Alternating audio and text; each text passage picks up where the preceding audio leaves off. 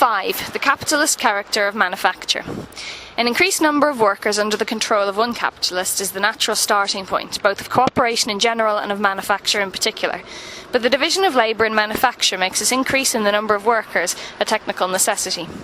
The minimum number that any given capitalist is bound to employ is here prescribed by the previously established division of labour. On the other hand, the advantages of further division can be obtained only by adding to the number of workers, and this means adding not single individuals but multiples. However, an increase in the variable component of the capital employed necessitates an increase in its constant component too, i.e., both in the available extent of the conditions of production, such as workshops, implements, etc., and in particular in raw material, the demand for which grows much more quickly than the number of workers. The quantity of it consumed in a given time by a given amount of labour increases in the same ratio as does the productive power of that labour through its division. Hence, it is a law, springing from the technical character of manufacture, that the minimum amount of capital which the capitalist must possess has to go on increasing. In other words, the transformation of the social means of production and subsistence into capital must keep extending. In manufacture, as well as in simple cooperation, the collective working organism is a form of existence in capital. The social mechanism of production, which is made up of numerous individual specialised workers, belongs to the capitalist. Hence, the productive power which results from the combination of various kinds of labour appears as the productive power of capital. Manufacture proper not only subjects the previously independent worker to the discipline and command of capital, but creates in addition a hierarchical structure amongst the workers themselves. While simple cooperation leaves the mode of the individual's labour for the most part unchanged, manufacture thoroughly revolutionises it and seizes labour power by the roots. It converts the worker into a crippled monstrosity by furthering his particular skill, as in a forcing house, through the suppression of a whole world of productive drives and inclinations, just as in the states of La Plata they butcher a whole beast for the sake of his hide or his tallow. Not only is the specialised work distributed amongst the different individuals, but the individual himself is divided up and transformed into the automatic motor of a detail operation, thus realising the absurd fable of Menenius Agrippa, which presents man as a mere fragment of his own body. If, in the first place, the worker sold his labour power to capital because he lacked the material means of producing a commodity, now his own individual labour power withholds its services unless it has been sold to capital. It will continue to function only in an environment which first comes into existence after its sale, namely the capitalist's workshop. Unfitted by nature to make anything independently, the manufacturing worker develops his productive activity only as an appendage of that workshop. As the chosen people bore in their features the sign that they were the property of Jehovah, so the division of labour brands the manufacturing worker as the property of capital. The knowledge, judgment and will which, even though to a small extent, are exercised by the independent peasant or handicraftsman, in the same way as a savage makes the whole art of war consist in the exercise of his personal cunning, are faculties now required only for the workshop as a whole. The possibility of an intelligent direction of production expands in one direction because it vanishes in many others. What is lost by the specialised workers is concentrated in the capital which confronts them. It is a result of the division of labour and manufacture that the worker is brought face to face with the intellectual potentialities, geistige Potenzen, of the material process of production as the property of another and as a power which rules over him. This process of separation starts in simple cooperation, where the capitalist represents to the individual workers the unity and the will of the whole body of social labour. It is developed in manufacture, which mutilates the worker, turning him into a fragment of himself. It is completed in large-scale industry, which makes science a potentiality for production which is distinct from labour and presses it into the service of capital. In manufacture, the social productive power of the collective worker, hence of capital, is enriched through the impoverishment of the worker in individual productive power. Ignorance is the mother of industry as well as superstition. Reflection and fancy are subject to error, but as a habit of moving the hand or the foot, is independent of either. Manufactures, accordingly, prosper most where the mind is least consulted and where the workshop may be considered as an engine, the parts of which are men. As a matter of fact, in the middle of the 18th century, some manufacturers preferred to employ semi-idiots for certain operations which, though simple, were trade secrets. The understandings of the greater part of men, says Adam Smith, are necessarily formed by their ordinary employments. The man whose whole life is spent performing a few simple operations has no occasion to exert his understanding. He generally becomes as stupid and ignorant as it is possible for a human creature to become. After describing the stupidity of the specialised worker, he goes on, "The uniformity of his stationary life naturally corrupts the courage of his mind. It corrupts even the activity of his body and renders him incapable of exerting his strength with vigour and perseverance in any other employments than that to which he has been bred. His dexterity at his own particular trade seems in this manner to be acquired at the expense of his intellectual, social, marital and martial virtues. But in every improved and civilised society, this is the state into which the labouring poor, that is, the great body of the people, must necessarily fall.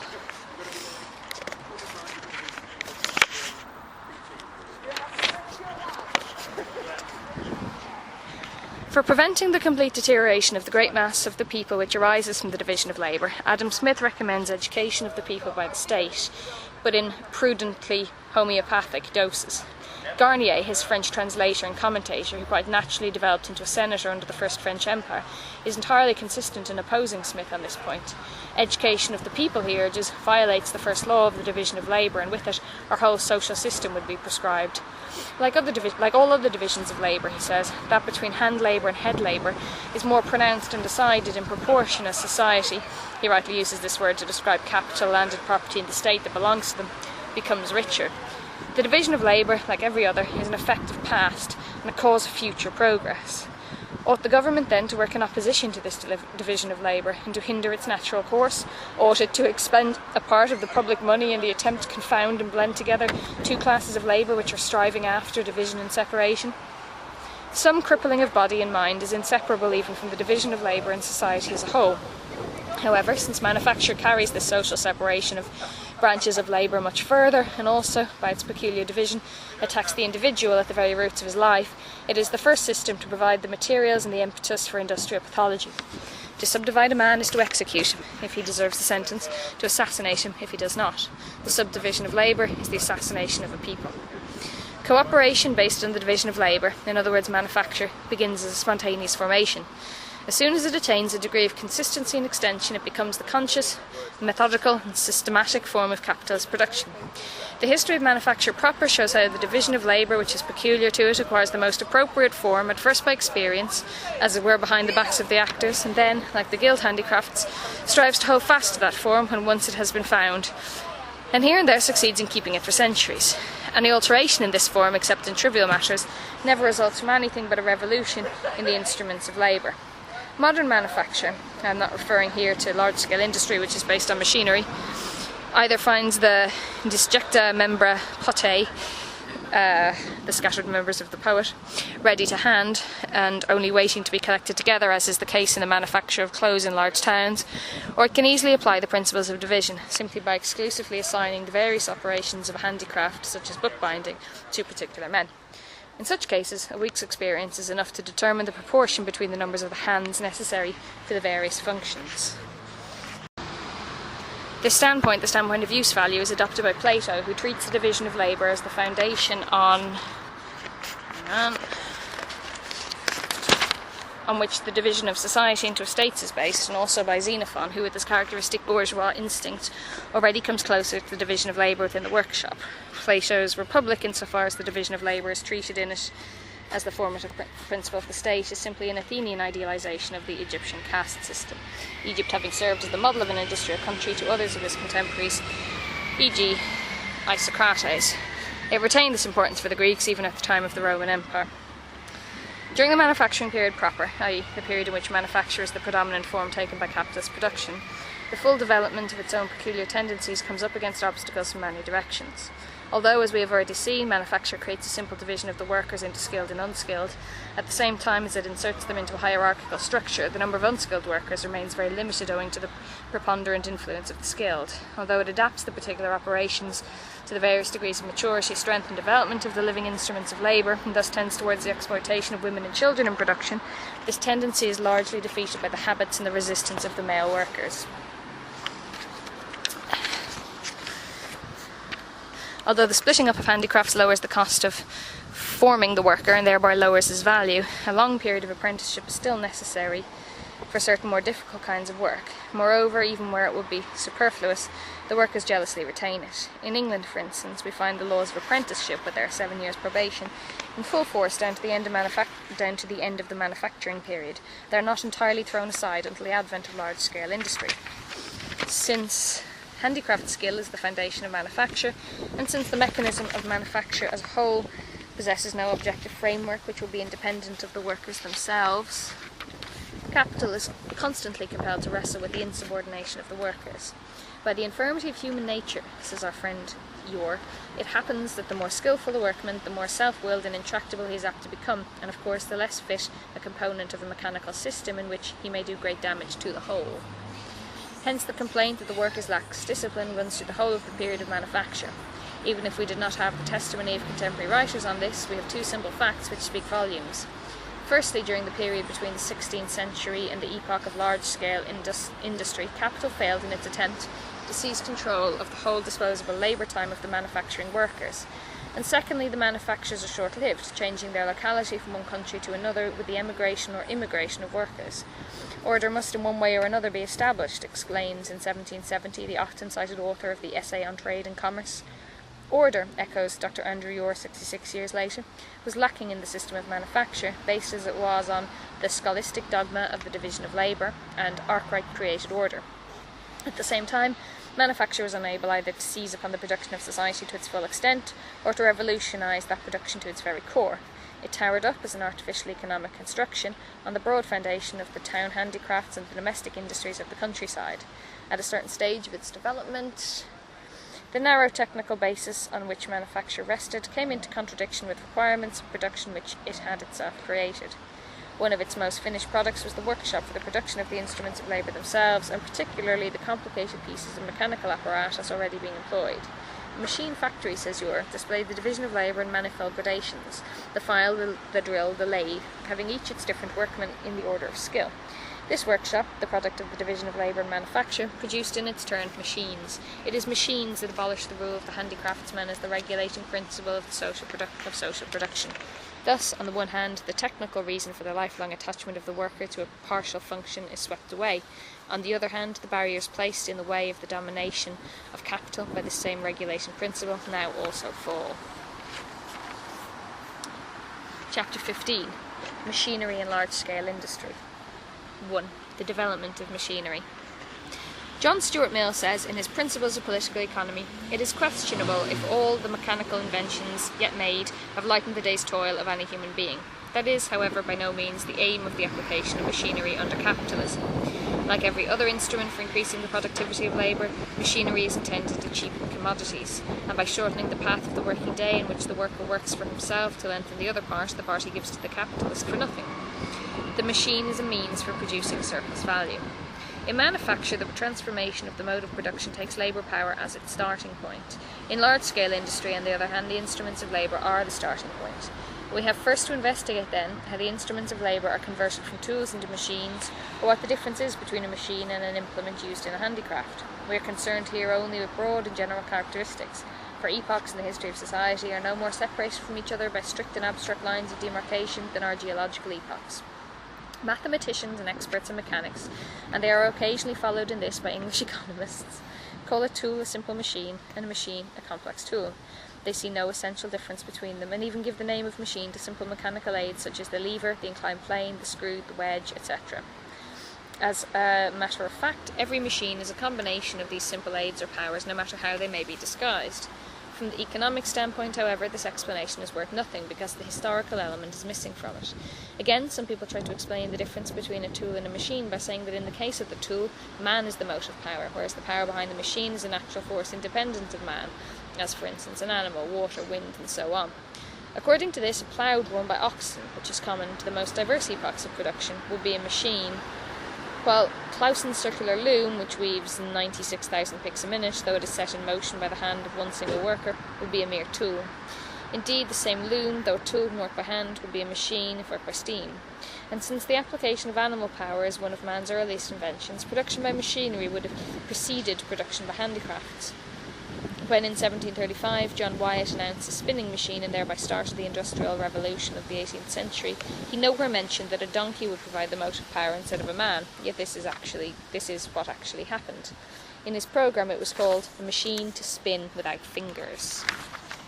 All fully developed machinery consists of three essentially different parts: the motor mechanism, the transmitting mechanism, and finally the tool or working part, the tool or working machine.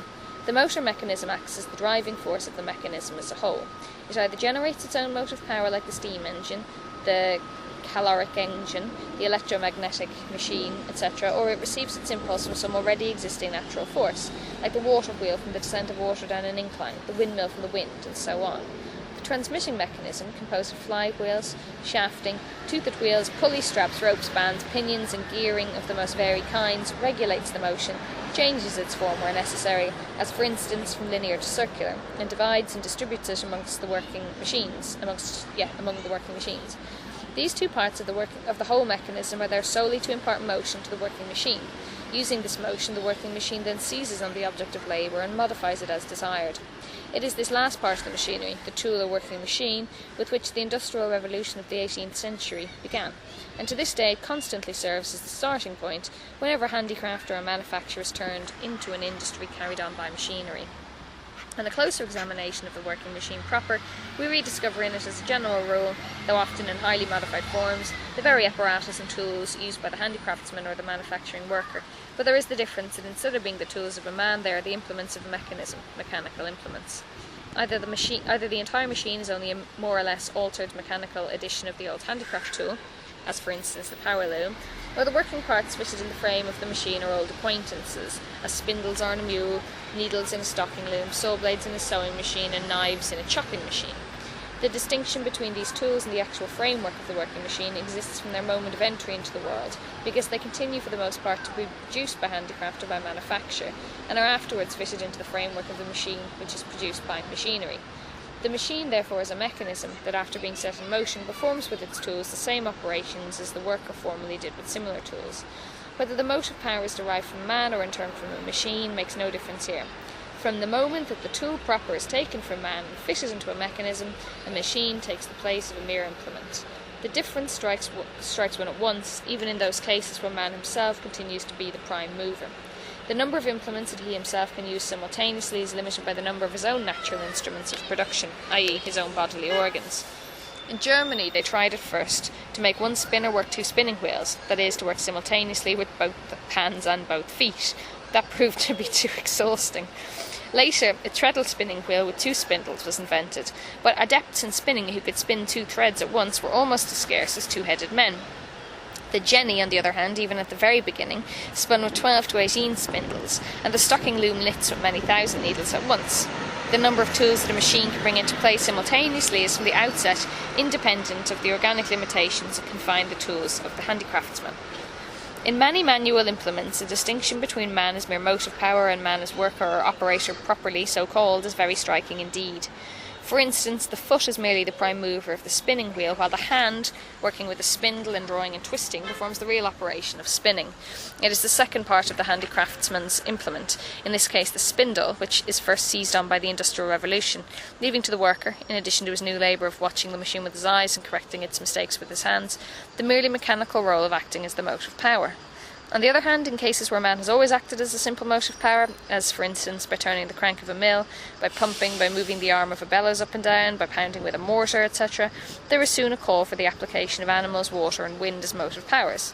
Here and there, long before the period of manufacture, and also to some extent during that period, these implements attain the stature of machines, but without creating any revolution in the mode of production. It becomes evident in the period of large-scale industry that these implements, even in the form of manual tools, are already machines. For instance, the pumps with which the Dutch emptied the Lake of Haarlem in 1836-37 were constructed on the principle of ordinary pumps, the only difference being that their pistons were driven by cyclopean steam engines instead of men. In England, the common and very imperfect bellows of the blacksmith is occasionally converted into a blowing engine by connecting its arm with a steam engine. The steam engine itself, such as it was at its invention during the manufacturing period at the close of the 17th century, and such as it continued to be down to 1780, did not give rise to any industrial revolution. It was, on the contrary, the invention of machines that made a revolution in the form of steam engines necessary. As soon as man, instead of working on the object of labour with a tool, becomes merely the motive power of a machine, it is purely accidental that the motive power happens to be clothed in the form of human muscles. Wind, water or steam could just as well take man's place. Of course, this does not prevent such a change of form from producing great technical alterations in a mechanism which was originally constructed to be driven by man alone. Nowadays, all machines that have to break new ground, such as sewing machines, bread baking machines, etc., are constructed to be driven by human as well as by purely mechanical motive power, unless they have special characteristics which exclude their use on a small scale. The machine, which is the starting point of the Industrial Revolution, replaces the worker, who handles a single tool, by a mechanism operating with a number of similar tools and set in motion by single motive power, whatever the form of that power. Here we have the machine, but in its first role as a simple element in production by machinery. An increase in the size of the machine and the number of its working tools calls for a more massive mechanism to drive it, and this mechanism, in order to overcome its own inertia, requires a mightier moving power than that of man, quite apart from the fact that man is a very imperfect instrument for producing uniformity and continuous motion. Now, assuming that he is acting simply as a motor, that a machine has replaced the tool he was using, it is evident that he can also be replaced as a motor by natural forces. Of all the great motive forces handed down from the period of manufacture, horsepower is the worst, partly because a horse has a head of his own, partly because he is costly and the extent to which he can be used in factories is very limited. Nevertheless, the horse was used extensively during the infancy of large-scale industry. This is proved both by the complaints of the agronomists of that epoch and by the way of expressing mechanical force in terms of horsepower, which survives to this day. The wind was too inconstant and uncontrollable, and apart from this, in England, the birthplace of large-scale industry, the use of water power preponderated even during the period of manufacture. In the 17th century, attempts had already been made to turn 2 pairs of millstones with a single water wheel, but the increased size of the transmitting mechanism came into conflict with the water power, which was now insufficient. And this was one of the factors which gave the impulse for a more accurate investigation of the laws of friction. In the same way, the irregularity caused by the motive power in mills that were set in motion by pushing and pulling a lever led to the theory and the application of the flywheel, which later played such an important part in large-scale industry. In this way, the first scientific and technical elements of large-scale industry were developed during the period of manufacturing. Arkwright's throstle spinning mill was from the very first turned by water.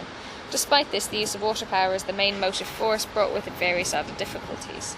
The flow of water could not be increased at will, it failed at certain seasons of the year, and above all it was essentially local.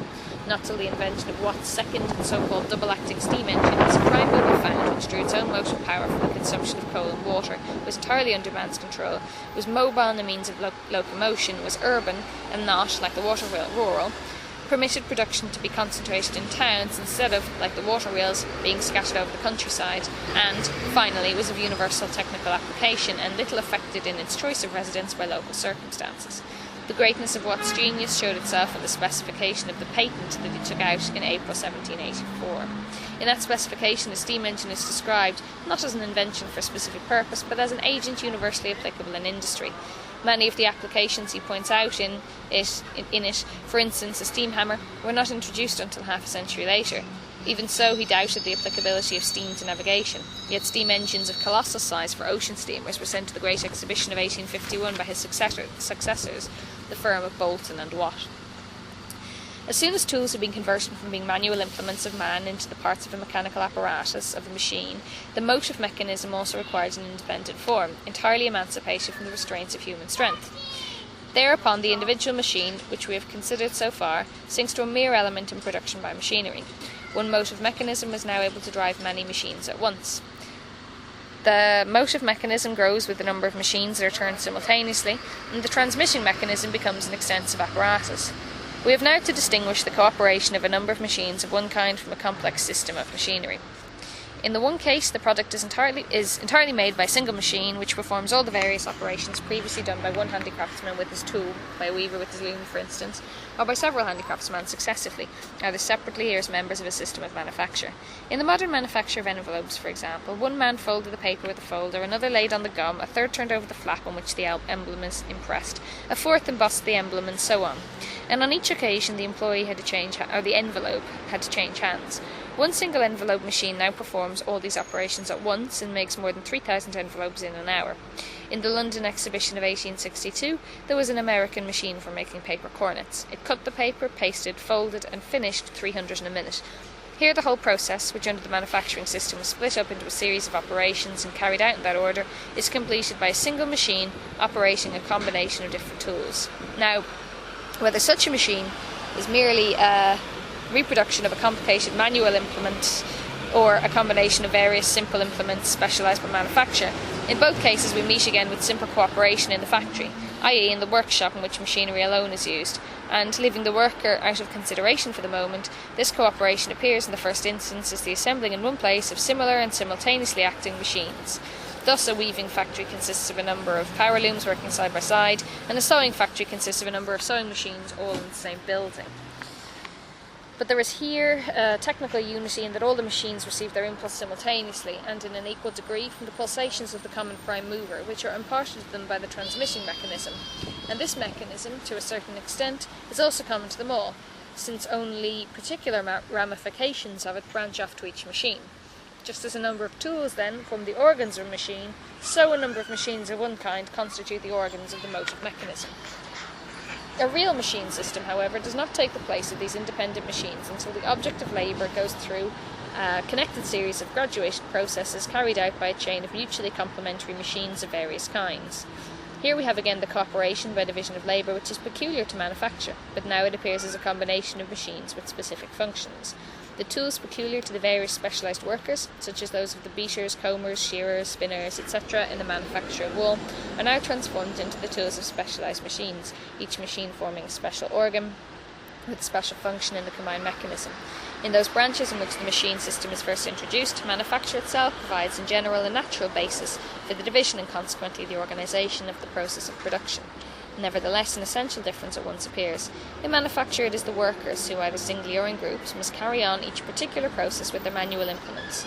The worker has been appropriated by the process, but the process had previously to be adapted by to the worker.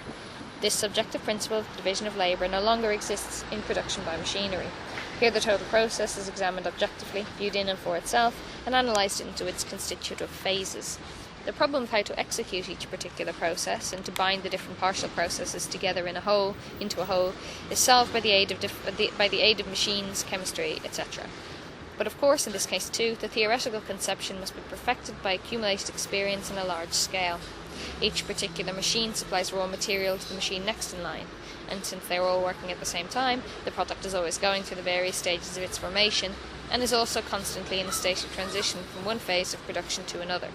Just as in manufacture, the direct cooperation of the specialised workers establishes a numerical proportion between the different groups, so in an organised system of machinery, where one machine is constantly kept employed by another, a fixed relation is established between their number, their size and their speed. The collective working machine, which is now an articulated system composed of various kinds of single machine and of groups of single machines, becomes all the more perfect the more the process as a whole becomes a continuous one, i.e. the less the raw material is interrupted in its passage from the first phase to the last. In other words, the more its passage from one phase to the other is affected not by the hand of man but by the machinery itself. In manufacture, the isolation of each special process is a condition imposed by the division of labour itself, whereas in the fully developed factory, the continuity of the special processes is the regulating principle. A system of machinery, whether it is based simply on the cooperation of similar machines, as in weaving, or on a combination of different machines, as in spinning, constitutes in itself a vast automaton as soon as it is driven by a self-acting prime mover. But although the whole system may, for example, be driven by a steam engine, some of the individual machines may require the aid of the worker for some of their movements. Such aid was necessary for the insertion of the mule carriage before the invention of the self-acting mule, and is still necessary in the fine spinning mills. Equally, certain parts of the machine may have to be handled by the worker, like a manual tool, if the machine is to do its work. This was the case in machine makers' workshops before the conversion of the slide rest into a self-actor. As soon as a machine executes without man's help, all the movements required to elaborate the raw material and needs only supplementary assistance from the worker, we have an automatic system of machinery capable of constant improvement in its details. Such improvements as the apparatus that stops the drawing frame whenever a sliver breaks, and the self-acting stop which stops the power loom as soon as the shuttle bobbin is empty of weft, are quite modern inventions. As an example, both of continuity of production and of the implementation of the automatic principle, we may take a modern paper mill. In the paper industry generally, we may advantageously study in detail not only the distinctions between modes of production based on different modes of production, but also the connection between the social relations of production and those modes of production. The old German paper-making trade provides an example of handicraft production. Holland in the 17th century and France in the 18th century provide examples of manufacture proper, and modern England provides the example of automatic fabrication. Besides these, there still exist in India and China 2 distinct ancient Asiatic forms of the same industry. An organised system of machines to which motion is communicated by the transmitting mechanism from an automatic centre is the most developed form of production by machinery. Here we have, in place of the isolated machine, a mechanical monster whose body fills whole factories and whose demonic power, at first hidden by the slow and measured motions of its gigantic members, finally bursts forth in the fast and feverish whirl of its countless working organs. There were mules and steam engines before there were any workers exclusively occupied in making mules and steam engines, in the same way as men wore clothes before there were any tailors. However, the inventions of Vaucanson, Arkwright, Watt and others could be put into practice only because each inventor found a considerable number of skilled mechanical works available, placed at their disposal by the period of manufacture. An organised system of machines to which motion is communicated by the transmitting mechanism from an automatic centre is the most developed form of production by machinery.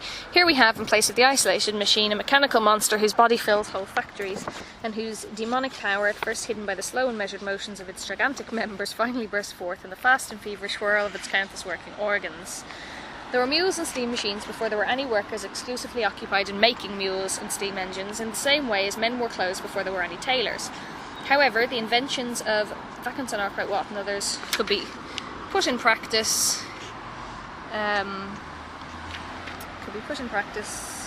where is it? Only because each inventor, I've read this bit already, haven't I? Only because each inventor found a considerable number of skilled mechanical workers available, placed at their disposal by the period of manufacture. Some of these workers were independent handicraftsmen of various trades, others were grouped together in manufactures in which, as we have mentioned, a division of labour of particular strictness prevailed. As inventions increased in number and the demand for newly discovered machines grew larger, the machine-making industry increasingly split up into numerous independent branches, and the division of labour within these manufactures developed accordingly. Here, therefore, in manufacture, we see the immediate technical foundation of large-scale industry. Manufacture produced the machinery with which large-scale industry abolished the handicrafted manufacturing systems in the spheres of production it first seized hold of. The system of machine production therefore grew spontaneously on a material basis which was inadequate to it.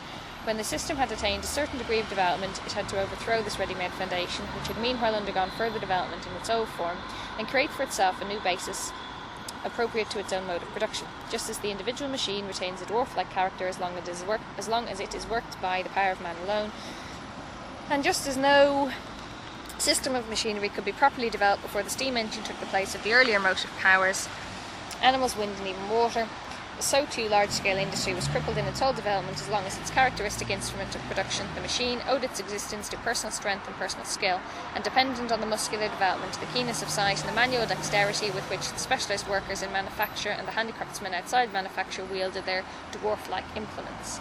Thus, apart from the high cost of machines made in this way, a circumstance which forms the dominant motive for the capitalist's actions, the expansion of industries carried on by means of machinery and the invasion of fresh branches of production by machinery were dependent on the growth of a class of workers who, owing to the semi-artistic nature of their employment, could increase their numbers only gradually and not by leaps and bounds. But besides this, at a certain stage of its development, large-scale industry also came into conflict with the technical basis provided for it by handicrafts and manufacture. A number of technical problems arose naturally and spontaneously from the very course of development. The size of the prime movers, of the transmitting mechanism, and of the machines properly so-called increased. The components of the machines became more complicated and diverse in form. They had to operate with stricter regularity, and they accordingly diverged more and more from the model which originally determined their construction under the handicraft system, and acquired an independent form restricted only by their mechanical tasks. At the same time, the automatic system was perfected, and it became more and more unavoidable to use materials which were difficult to work with, as for instance when iron replaced wood. In every case, the solution of these problems met with a stumbling block in the personal restrictions which even the collective worker of manufacture could not break through except to a limited extent. Such machines as the modern hydraulic press, the modern power loom, and the modern car engine could never have been furnished by the manufacturing period. The transformation of the mode of production in one sphere of industry necessitates a similar transformation in other spheres. This happens at first in branches of industry which are connected together by being separate phases of a process and yet isolated by the social division of labour in such a way that each of them produces an independent commodity. Thus, machine spinning machine spinning made machine weaving necessary, and both together made a mechanical and chemical revolution compulsory in bleaching, printing and dyeing. So too, on the other hand, the revolution in cotton spinning called forth the invention of the gin for separating the seeds from the cotton fibre. It was only by means of this invention that the production of cotton became possible on the enormous scale at present required. But as well as this, the revolution in the modes of production of industry and agriculture made necessary a revolution in the general conditions of the social process of production, i.e. in the means of communication and transport. In a society whose pivot, to use Fourier's expression, was small-scale agriculture, with its subsidiary domestic industries and urban handicrafts, the means of communication and transport were so utterly inadequate to the needs of production in the period of manufacture, with its extended division of social labour, its concentration of instruments of labour and workers, and its colonial markets, that they in fact became revolutionised.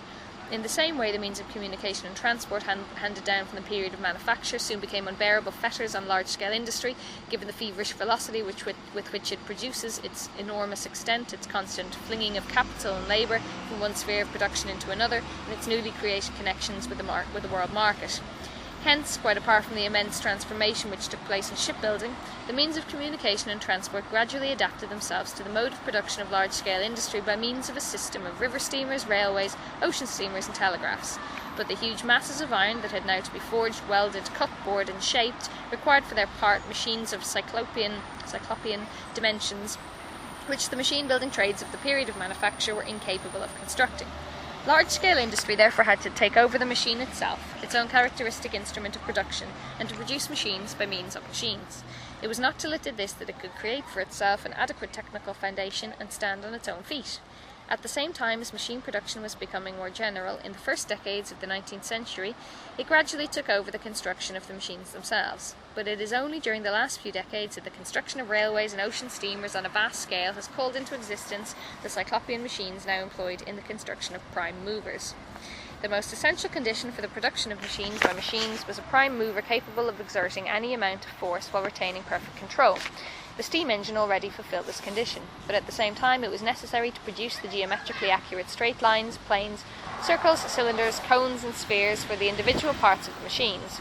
Henry Maudslay solved this problem in the first decade of the 19th century by the invention of the slide rest, a tool that was soon made automatic and was applied in a modified form to other machines for constructing machinery besides the lathe for which it was originally intended. This mechanical appliance replaces not some particular tool but the hand itself, which produces a given form by holding and guiding the cutting tool along the iron or other material of labour. Thus it became possible to produce the geometrical shapes of the individual parts of machinery with a degree of ease, accuracy and speed that no accumulated experience of the hand of the most skilled workman could give. If we now look at the part of the machinery which is employed in the construction of machines and forms the actual operating tool, we find that the manual implements reappear but on a cyclopean scale. The operating part of the boring machine is an immense drill driven by a steam engine. Without this machine, on the other hand, the cylinders of large steam engines and of hydraulic presses could not be made. The mechanical lathe is only a cyclopean reproduction of the ordinary foot lathe. The planing machine is an iron carpenter that works on iron with the same tools as the human carpenter employs on wood. The instrument that cuts the veneers in the London wharfs is a gigantic razor. The tool of the shearing machine, which shears iron as easily as a tailor's scissors cut cloth, is a monster pair of scissors. And the steam hammer works with an ordinary hammerhead, but of such a weight that even Thor himself could not wield it. These steam hammers are an invention of Nasmyth, and there is one that weighs over 6 tons and strikes with a vertical fall of 7 feet on an anvil weighing 36 tons. It is mere child's play for it to crush a block of granite into powder, yet it is no less capable of driving a nail into a piece of soft wood with a succession of light taps. As machinery, the instrument of labour assumes a material mode of existence which necessitates the replacement of human force by natural forces, and the replacement of the rule of thumb by the conscious application of natural science. In manufacture, the organisation of the social labour process is purely subjective. It is a combination of specialised workers. Large-scale industry, on the other hand, possesses in the machine system an entirely objective organisation of production, which confronts the worker as a pre-existing material condition of production. In simple cooperation and even in the more specialised form based on the division of labour, the extrusion of the isolated worker by the associated worker still appears to be more or less accidental. Machinery, with a few exceptions to be mentioned later, operates only by means of associated labour or labour in common. Hence, the cooperative character of the labour process is, in this case, a technical necessity dictated by the very nature of the instrument of labour. 2. The value transferred by the machinery to the product. We saw that the productive forces resulting from cooperation and the division of labour cost capital nothing. They are natural forces of social labour. Other natural forces appropriated to productive processes such as steam, water, etc. also cost nothing. But just as a man requires lungs to breathe with, so we require something. This is the work of human hands in order to consume the forces of nature productively. A water wheel is necessary to exploit the force of water, a steam engine to exploit the elasticity of steam. Once discovered, the law of deflection of a magnetic needle in the field of electric current, or the law of magnetization of iron by electricity, cost absolutely nothing, but the exploitation of these laws for the purposes of telegraphy, etc., necessitates costly and expensive apparatus. As we have seen, the machine does not drive the tool, rather does the tool expand and multiply, changing from a dwarf implement to the human organism. Rather does the tool expand and multiply, changing from a dwarf implement of the human organism to the implement of a mechanism created by man. Capital now sets the worker to work, not with a manual tool, but with the machine itself, which handles the tools. Therefore, although it is clear at first glance that large-scale industry raises the productivity of labour to an extraordinary degree by incorporating into the production process both the immense forces of nature and the results of such forces,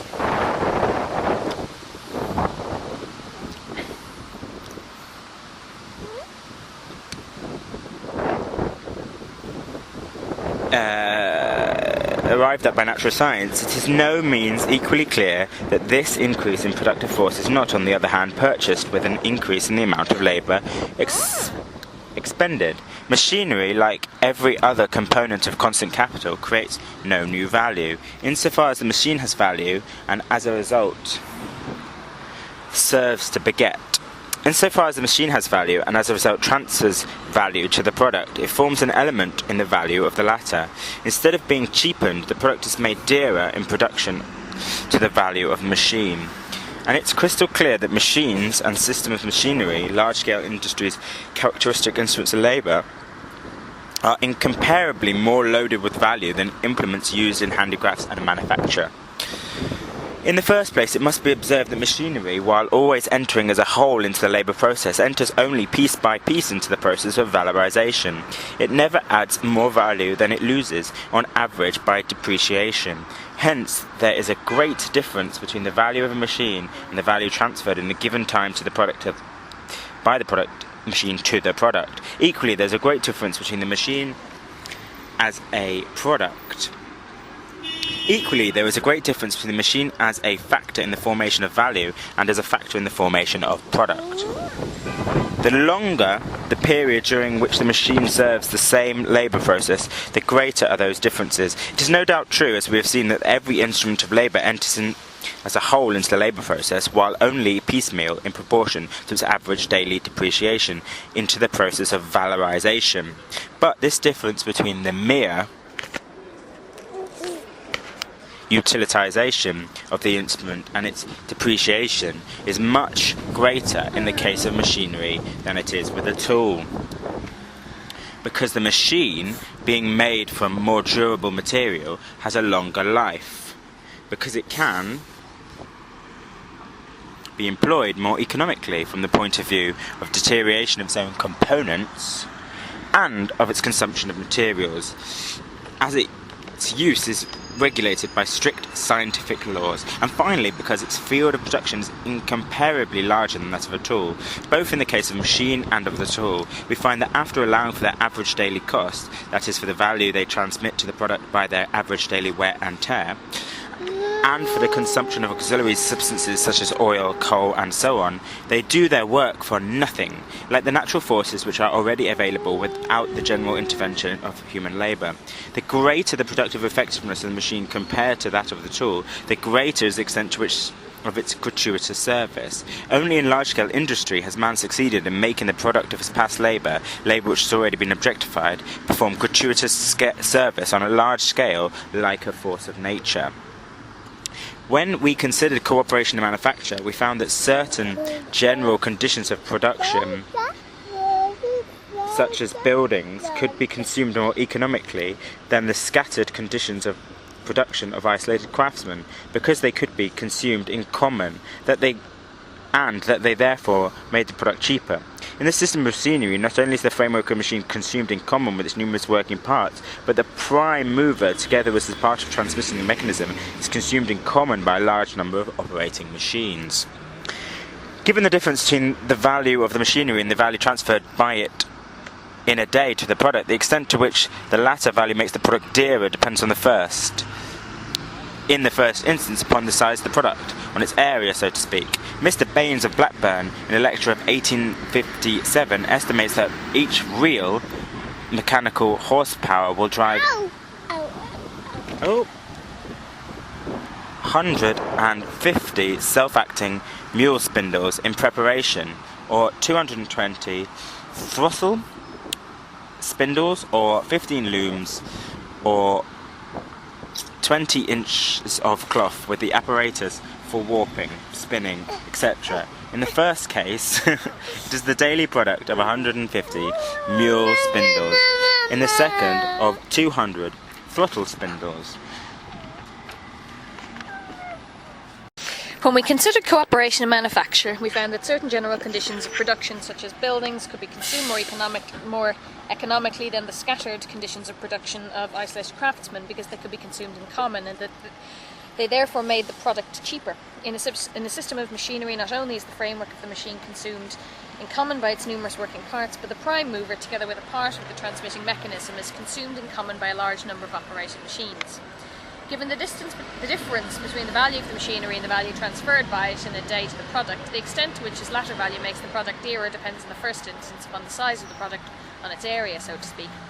Mr. Baines of Blackburn, in a lecture of 1857, estimates that each real mechanical horsepower will drive 450 self-acting mule spindles with preparation, or 220 throttle spindles, or 15 looms for 40-inch cloth with the appliances for warping, sizing, etc. In the first case, it is the daily product of 450 mule spindles, in the second of 200 throttle spindles, and in the third of 15 power looms, over which is spread the daily cost of 1 horsepower and the deterioration of the machinery set in motion by that power. Hence, this deterioration transfers only a minute amount of value to a pound of yarn or a yard of cloth. Similarly with the steam hammer mentioned earlier. Since its daily deterioration, its consumption of coal, etc., are spread over the immense masses of iron hammered by in a day, only a small value is added to a hundredweight of iron, but that value would be very great if the cyclopean instrument were used to drive in small nails. Given a machine's capacity for work, that is, the number of its operating tools, or where it is a question of force, their size, the amount of its product will depend on the velocity of its working parts, on the speed, for instance, of the spindles, or on the number of blows given by a hammer in a minute. Many of these colossal hammers strike 70 times in a minute, and Ryder's patent machine for forging spindles with small hammers gives as many as 700 strokes per minute. Given the rate at which machinery transfers its value to the product, the amount of value so transferred depends on the total value of the machinery. The less labour it contains, the less value it contributes to the product. The less value it gives up, the more productive it is, and the more its services approach those rendered by natural forces. But the production of machinery lessens its value in relation to its extension and efficacy. A comparative analysis of the prices of commodities produced by handicrafts or manufacture and of the prices of the same commodities produced by machinery shows in general that in the product of machinery the value arising out of the instrument of labour increases relatively but decreases absolutely. In other words, its absolute amount decreases, but its amount in relation to the total value of the product, of a pound of yarn for instance, increases. It is evident that whenever it costs as much labour to produce a machine as is saved by the employment of that machine, all that has taken place is a displacement of labour. Consequently, the total labour required to produce a commodity has not been lessened. In other words, the productivity of labour has not been increased. However, the difference between the labour a machine costs and the labour it saves, in other words, the degree of productivity the machine possesses, does not depend on the difference between its own value and the value of the tool it replaces. As long as the labour spent on a machine is such that the portion of its value added to the product remains smaller than the value added by the worker to the product with his tool, there is always a difference of labour saved in favour of the machine. The productivity of the machine is therefore measured by the human labour power it replaces. According to Mr. Baines, 2.5 workers are required for the 450 mule spindles, including preparation machinery, that are driven by 1 horsepower. Each self-acting mule spindle, working 10 hours, produces 13 ounces of yarn, average thickness. Consequently, 2.5 workers spin 365 and 5/8 pounds of yarn per week. Hence, if we disregard waste to make the calculation simpler, 366 pounds of cotton absorbs only 150 hours of labour during their conversion into yarn, in other words, 15 working days of 10 hours each. But with a spinning wheel, assuming that the hand spinner produces 13 ounces of yarn in 60 hours, the same weight of cotton would absorb 2,700 working days of 10 hours each, or 27,000 hours of labour. Where block printing, the old method of printing calico by hand, has been driven out by machine printing, a single machine with the aid of 1 man or boy prints as much calico of 4 colours in 1 hour as it formerly took 200 men to do. Before Eli Whitney invented the cotton gin in 1793, the separation of the seed from a pound of cotton cost an average day's labour. By means of his invention, it became possible for one black woman, to clean 100 pounds a day, and since then the effectiveness of the gin has increased considerably. A pound of raw cotton, which previously cost 50 cents to produce, could subsequently be sold for 10 cents at greater profit, i.e. with more unpaid labour. In India they use an instrument called the churka, which is half machine and half tool, for separating the seeds from the cotton wool. With this, 1 man and 1 woman can clean 28 pounds a day. With the churka invented some years ago by Dr. Forbes, 1 man and a boy produce 250 pounds a day. If oxen, steam or water are used for driving it, only a few boys and girls are required as feeders, providers of material for the machine. 16 of these machines driven by oxen do as much work in a day as 750 people did before on average. As already stated, a steam plough does as much work in 1 hour at a cost of 3 shillings as 66 men at a cost of 15 shillings. I may have the shillings and something else mixed up here. I come back to this example in order to clean up an erroneous notion. The 15 shillings are by no means the expression in money of all the labour expended in 1 hour by the 66 men. If the ratio of surplus labour to necessary labour were 100%, these 66 men would produce in 1 hour a value of 30 shillings, though their wages, 15 shillings, represented only their labour for half an hour. Let us suppose then that a machine costs as much as the wages for a year of the 150 men it displaces, say £3,000. This £3,000 is by no means the expression in money of the labour provided by these men and added to the object of labour before the introduction of the machine, but only the expression of that portion of the year's labour which was expended for themselves and is represented by their wages. On the other hand, the £3,000, the monetary value of the machine, expresses all the labour expended to produce it, whatever the portion between the worker's wages and the capitalist's surplus value. Therefore, even if the machine costs as much as the labour power displaced by it, the labour objectified in it is still much smaller in quantity than the living labour it replaces. The use of machinery for the exclusive purpose of cheapening the product is limited by the requirement that less labour must be expended in producing the machinery than is displaced by the employment of that machinery. For the capitalist, however, there is a further limit in its use. Instead of paying for the labour, he pays only the value of the labour power employed. The limit to his using a machine is therefore fixed by the difference between the value of the machine and the value of the labour power replaced by it. Since the division of the day's work into necessary labour and surplus labour differs in different countries, and even in the same country at different periods or in different branches of industry, and further, since the actual wage of the worker sometimes sinks below the value of his labour power and sometimes rises above it, it is possible for the difference between the price of the machinery and the price of the labour power replaced by that machinery to undergo great variations, while the difference between the quantity of labour needed to produce the machine and the total quantity of labour replaced by it remains constant. But it is only the former difference that determines the cost to the capitalist of producing a commodity and influences his actions through the pressure of competition. Hence the invention nowadays in England of machines that are employed only in North America, just as in the 16th and 17th centuries machines were invented in Germany for use exclusively in Holland, and just as many French inventions of the 18th century were exploited only in England. In the older countries, machinery itself, when employed in some branches of industry, creates such a superfluity of labour, redundancy of labour, as Ricardo puts it, in other branches that the fall of wages below the value of labour power impedes the use of machinery in those other branches and, from the standpoint of the capitalist, makes the use of machinery superfluous and often impossible, because his profit comes from a reduction in the labour paid for, but not in the labour employed. In some branches of the wool industry in England, the employment of children has been considerably lessened during recent years, and in some cases entirely abolished. Why? Because the Factory Acts made 2 sets of children necessary, one set working 6 hours, the other 4, or both sets working 5 hours. But the parents refused to sell the half-timers cheaper than the full-timers. hence the substitution of machinery for the half-timers. Before the labour of women and children under 10 years old was forbidden in mines. Jesus Christ. The capitalists consider the employment of naked women and girls, often in company with men, so far sanctioned by their moral code, and especially by their ledgers, that it was only after the passing of the Act that they had recourse to machinery. The Yankees have invented a stone-breaking machine.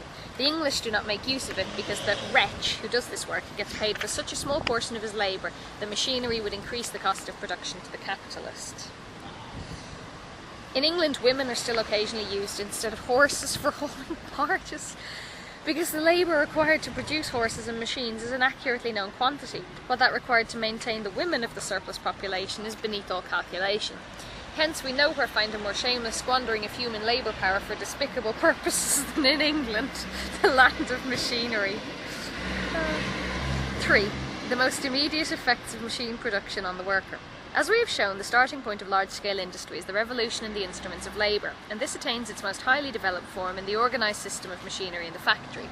Before we inquire how human material is incorporated with this objective organism, let us consider some general effects of the revolution on the worker himself. A. Appropriation of supplementary labour power by capital, the employment of women and children. Insofar as machinery dispenses with muscular power, it becomes a mean for employing workers of slight muscular strength, or whose bodily development is incomplete, but whose limbs are all the more supple. The labour of women and children was therefore the first result of the capitalist application of machinery.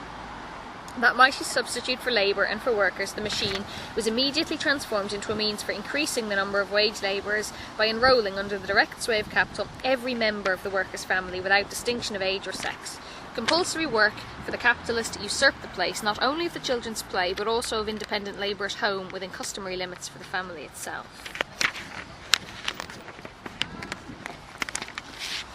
The value of labour power was determined not only by the labour time necessary to maintain the individual adult worker, but also by that necessary to maintain his family. Machinery, by throwing every member of that family onto the labour market, spread the value of the man's labour power over his whole family. It thus depreciates it. To purchase the labour power of a family of 4 workers might perhaps cost more than it formerly did to purchase the labour power of the head of the family, but in return 4 days' labour takes the place of 1 day's, and the price falls in proportion to the excess of the surplus labour of 4 over the surplus labour of 1. In order that the family may live, 4 people must now provide not only labour for the capitalist, but also surplus labour. Thus we see that machinery, while augmenting the human material that forms capital's most characteristic field of exploitation, at the same time raises the degree of that exploitation. Machinery also revolutionises and quite fundamentally the agency through which the capital relation is formally mediated, i.e. the contract between the worker and the capitalist. Taking the exchange of commodities as our basis, our first assumption was that the capitalist and the worker confronted each other as free persons, as independent owners of commodities, the one possessing money and the means of production, the other labour power. But now the capitalist buys children and young persons. Previously the worker sold his own labour power, which he disposed of as a free agent, formally speaking. Now he sells wife and child. He has become a slave dealer. Notices of demand for children's labour often resemble in form the inquiries for Negro slaves that were formerly to be read among the advertisements in American journals. My attention, says an English factory inspector, was drawn to an advertisement in the local paper of one of the most important manufacturing towns in my district, of which the following is a copy. Wanted, 12 to 20 young persons, not younger than what can pass for 13 years. Wages, 4 shillings a week. Apply, etc. The phrase, what can pass for 13 years, refers to the fact that according to the Factory Act, children under 13 years old may only work 6 hours a day. An officially appointed doctor, the certifying surgeon, must certify their age. The manufacturer therefore asks for children who look as if they are already 13 years old. The decrease, often by leaps and bounds, in the number of children under 13 years old employed in factories, a decrease that is shown in an astonishing manner by the English statistics of the last 20 years, was for the most part, according to the evidence of the factory inspectors themselves, the work of the certifying surgeons who adjusted the children's ages in a manner appropriate to the capitalist's greed for exploitation and the parents' need to engage in this traffic. In the notorious London district of Bethnal Green, a public market is held every Monday and Tuesday morning at which children of both sexes, from 9 years of age upwards, hire themselves out to the silk manufacturers. The usual terms are 1 shilling 8 somethings a week. This belongs to the parent, and 2 for myself and tea. The contract is binding only for the week. The scene and language while this market is going on are quite disgraceful. It still happens in England that women take children from the workhouse and let anyone have them out for 2 shillings 6 a week. In spite of legislation, the number of boys sold in Great Britain by their parents to act as live chimney sweeping machines, although machines exist to replace them, is at least 2,000. The revolution effected by machinery in the legal relationship between buyer and seller of labour power, causing the transaction as a whole to lose the appearance of a contract between free persons, later offered the English Parliament an excuse, founded on juristic principles, for state intervention into factory affairs. Whenever the law limits the labour of children to 6 hours in industries not previously touched, the complaints of the manufacturers resound yet again. They allege that numbers of parents withdraw their children from the industries brought under the Act in order to sell them where freedom of labour still prevails, i.e. where children under 13 years are compelled to work like adults, and for that reason can be sold at a higher price. But since capital is by its nature a leveller, since it insists upon equality in the conditions of exploitation of labour in every sphere of production as its own innate right, the limitation by law of children's labour in one branch of industry results in its limitation in others. We have already alluded to the physical deterioration of the Children and Young Persons Act, as well as the women, whom machinery subjects to the exploitation of capital, first directly in the factories that sprout forth on the basis of machinery, and then indirectly in all the remaining branches of industry. Here we shall dwell on one point only, the enormous mortality of the children of the workers during the first few years of their life. In 16 of the registration districts into which England is divided, there are, for every 100,000 children alive under the age of 1 year, only 9,085 deaths in a year on an average. In one district only 7,047. In 24 districts the deaths are over 10,000 but under 11,000. In 39 districts over 11,000 but under 12,000. In 48 districts over 12,000 but under 13,000. In 22 districts over 20,000. In 25 districts over 21,000. In 17 over 22,000. In 11 over 23,000. In Hoo, Wolverhampton, Ashton-under-Lyne and Preston over 24,000. In Nottingham, Stockport and Bradford over 25,000. In Wisbech 26,000. And in Manchester 26,125. As was shown by an official medical inquiry in the year 1861, the high death rates are, apart from local causes, principally due to the employment of the mothers away from their homes and to the neglect and maltreatment arising from their absence, which consists in such things as insufficient nourishment, unsuitable food, and dosing with opiates. Besides this, there arises an unnatural estrangement between mother and child, and as a consequence, intentional starving and poisoning of the children. In those agricultural districts where a minimum in the employment of women exists, the death rate is on the other hand very low. However, the 1861 Commission of Inquiry arrived at the unexpected conclusion that in some purely agricultural districts bordering on the North Sea, the death rate of children under 1 year old almost equalled that of the worst factory districts. Dr. Julian Hunter was therefore commissioned to investigate this phenomenon on the spot. His report is incorporated into the 6th report on public health care. Up to that time it was supposed that the children were decimated by malaria and other diseases peculiar to low-lying and marshy districts. But the inquiry showed the very opposite, namely that the same cause which drove away malaria, the conversion of the land from a morass in winter and a scanty pasture in summer into fruitful cornland, created the exceptional death rate of the infants. The 70 medical men whom Dr. Hunter examined in those districts were wonderfully in accord on this point. In fact, the revolution in cultivation had led to the introduction of the industrial system. Married women who work in gangs along with boys and girls are, for a stipulated sum of money, placed at the disposal of the farmer by a man called the undertaker, who contracts for the whole gang. These gangs will sometimes travel many miles from their own village. They are to be met morning and evening on the roads, dressed in short petticoats, with suitable coats and boots, and sometimes trousers, looking wonderfully strong and healthy, but tainted with customary immorality, and heedless of the fatal results which their love of this busy and independent life is bringing on their unfortunate offspring who are pining at home. Bloody hell, Marx. All the phenomena of the factory districts are reproduced here, including a yet higher degree of disguised infanticide and stupefaction of children with opiates. My knowledge of such evils, says Dr. Simon, the medical officer of the Privy Council and editor-in-chief of the Reports on Public Health, may excuse the profound misgiving with which I regard any industrial employment of adult women. Happy indeed, exclaims Mr. Baker, the factory inspector, in his official report. Happy indeed will it be for the manufacturing districts of England when every married woman having a family is prohibited from working in any textile works at all. The moral degradation. The moral degradation which arises out of the exploitation by capitalism of the labour of women and children has been so exhaustively presented by Engels in his Condition of the Working Class in England, and by other writers too, that a mere mention will suffice here. But the intellectual degeneration artificially produced by transforming immature human beings into mere machines for the production of surplus value, and there is a very clear distinction between this and the state of natural ignorance in which the mind lies fallow without losing its capacity for development, its natural fertility, finally compelled even the English Parliament to make elementary education a legal requirement before children under 14 could be consumed productively, by being employed in those industries which are subject to the Factory Acts.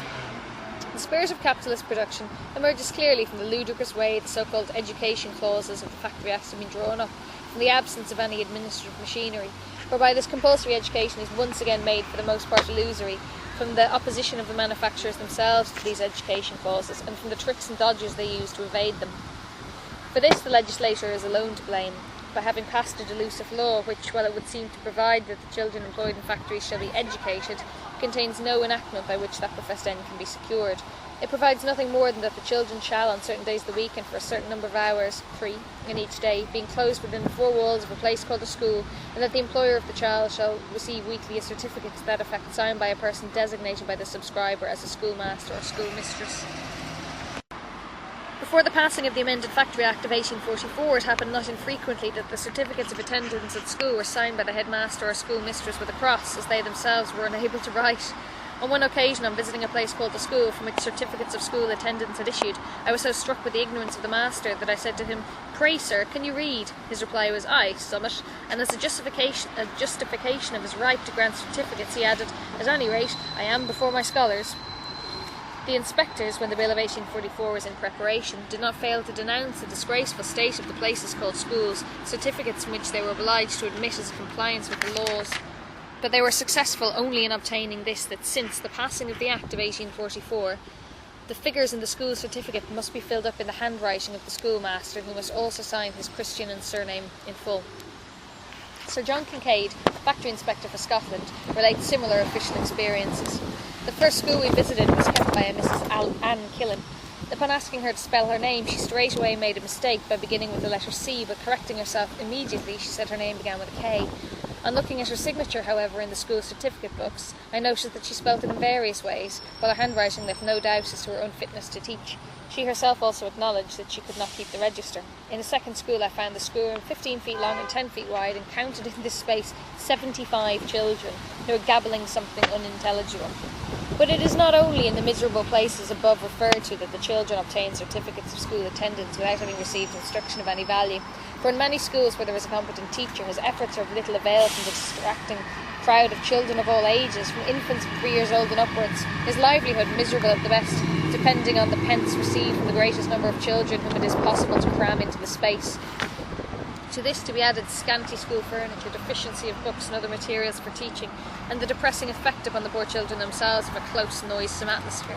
I have been in many such schools where I have seen rows of children doing absolutely nothing, and this is certified as school attendance, and in statistical returns such children are set down as being educated. In Scotland the manufacturers do their best to exclude from employment the children who are obliged to attend school.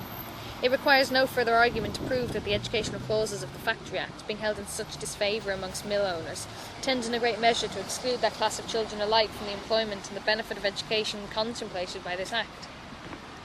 This situation appears at its most grotesque and repulsive in calico print works, which are regulated by a special Act. This Act lays it down that every child, before being employed in a printworks, must have attended school for at least 30 days and not less than 150 hours during the 6 months immediately preceding such first day of employment, and during the continuance of its employment in the printworks, he must attend for a like period of 30 days and 150 hours during every successive period of 6 months. The attendance at school must be between 8 a.m. and 6 p.m.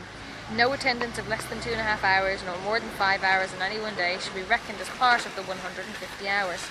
Under ordinary circumstances, the children attend school morning and afternoon for 30 days, the statutory total of 150 hours having been attained, having, in their language, made up their book. They return to the printworks, where they continue until the 6 months have expired, when another instalment of school attendance becomes due, and they again seek the school until the book is again made up. Many boys, having attended school for the required number of hours, when they return to school after the expiration of the 6 months' work in the printworks, are in the same condition as when they first attended school as printwork boys. and I have been assured that they have lost all they gained by their previous school attendance.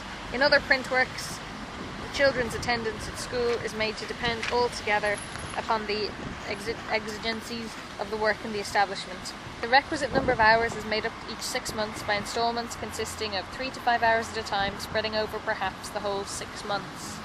For instance, the attendance on one day might be from 8 to 11 a.m. and another day from 1 to 4 p.m, and the child might not appear at school again for several days, when it would attend from 3 p.m. to 6 p.m. Then it might attend for 3 or 4 days consecutively, or for a week. Then it would not appear in school for 3 weeks or a month. After that, upon some odd day, at some odd hours, when the operative who employed it chose to spare it, and thus the child was, as it were, buffeted from school to work, from work to school, until the tale of 150 hours was told. Machinery, by the successive addition of women and children to the working personnel, at last breaks the resistance which the male workers have continued to oppose to the despotism of capital throughout the period of manufacture. B. The prolongation of the working day. If machinery is the most powerful means of raising the productivity of labour, i.e. of shortening the working time needed to produce a commodity, it is also, as a repository of capital, the most powerful means of lengthening the working day beyond all natural limits in those industries first directly seized on by it. It creates, on the one hand, new conditions which permit capital to give free rein to this tendency, and on the other hand, new incentives which whet its insatiable appetite for the labour of others. In the first place, in machinery, the motion and the activity of the instrument of labour asserts its independence vis-a-vis the worker. The instrument of labour now becomes an industrial form of perpetual motion. It would go on producing forever if it did not come up against certain natural limits in the shape of the weak bodies and strong wills of its human assistants. Because it is capital, the automatic mechanism is endowed in the person of the capitalist with consciousness and a will. As capital, therefore, it is animated by the drive to reduce to a minimum the resistance offered by man, that obstinate yet elastic natural barrier. This resistance is moreover lessened by the apparently undemanding nature of work at a machine and the more pliant and docile character of the women and children employed by preference. The productivity of machinery is, as we saw, inversely proportional to the value transferred by it to the product. The longer the period during which it functions, the greater is the mass of the products over which the value transmitted by the machine is spread, and the smaller is the portion of that value added to each single commodity. The active lifetime of a machine, however, is clearly dependent on the length of the working day, or the duration of the daily labour process multiplied by the number of days for which the process is carried on. The amount of deterioration suffered by a machine does not by any means exactly correspond to the length of time it has been in use, and even if it were so, a machine working 16 hours a day for 7.5 years covers as long a working period as the same machine working only 8 hours a day for 15 years, and transmits to the total product no more value. Notwithstanding this, the value of the machine will be reproduced twice as quickly in the first case as in the second, and the capitalist using the same machine would absorb in 7.5 years as much surplus value as he would in 15 in the second case. The physical deterioration of the machine is of two kinds. The one arises from use, as coins wear away by circulating. The other from lack of use, as a sword rusts when left in its scabbard. This second kind is its consumption by the elements. Deterioration of the first kind is more or less directly proportional, and that of the second kind to a certain extent inversely proportional to the use of the machine. But in addition to the material wear and tear, a machine also undergoes what we might call a moral depreciation. It loses exchange value, either because machines of the same sort are being produced more cheaply than it was, or because better machines are entering into competition with it. In both cases, however young and full of life the machine may be, its value is no longer determined by the necessary labour time actually objectified in it, but by the labour time necessary to reproduce either it or the better machine. It has therefore been devalued to a greater or lesser extent. The shorter the period taken to reproduce its total value, the less is the danger of moral depreciation, and the longer the working day, the shorter that period in fact is. When machinery is first introduced into a particular branch of production, new methods of reproducing it more cheaply follow blow upon blow, and so do improvements which relate not only to individual parts and details of the machine, but also to its whole construction. It is therefore in the early days of a machine's life that this special incentive to the prolongation of the working day makes itself felt most acutely.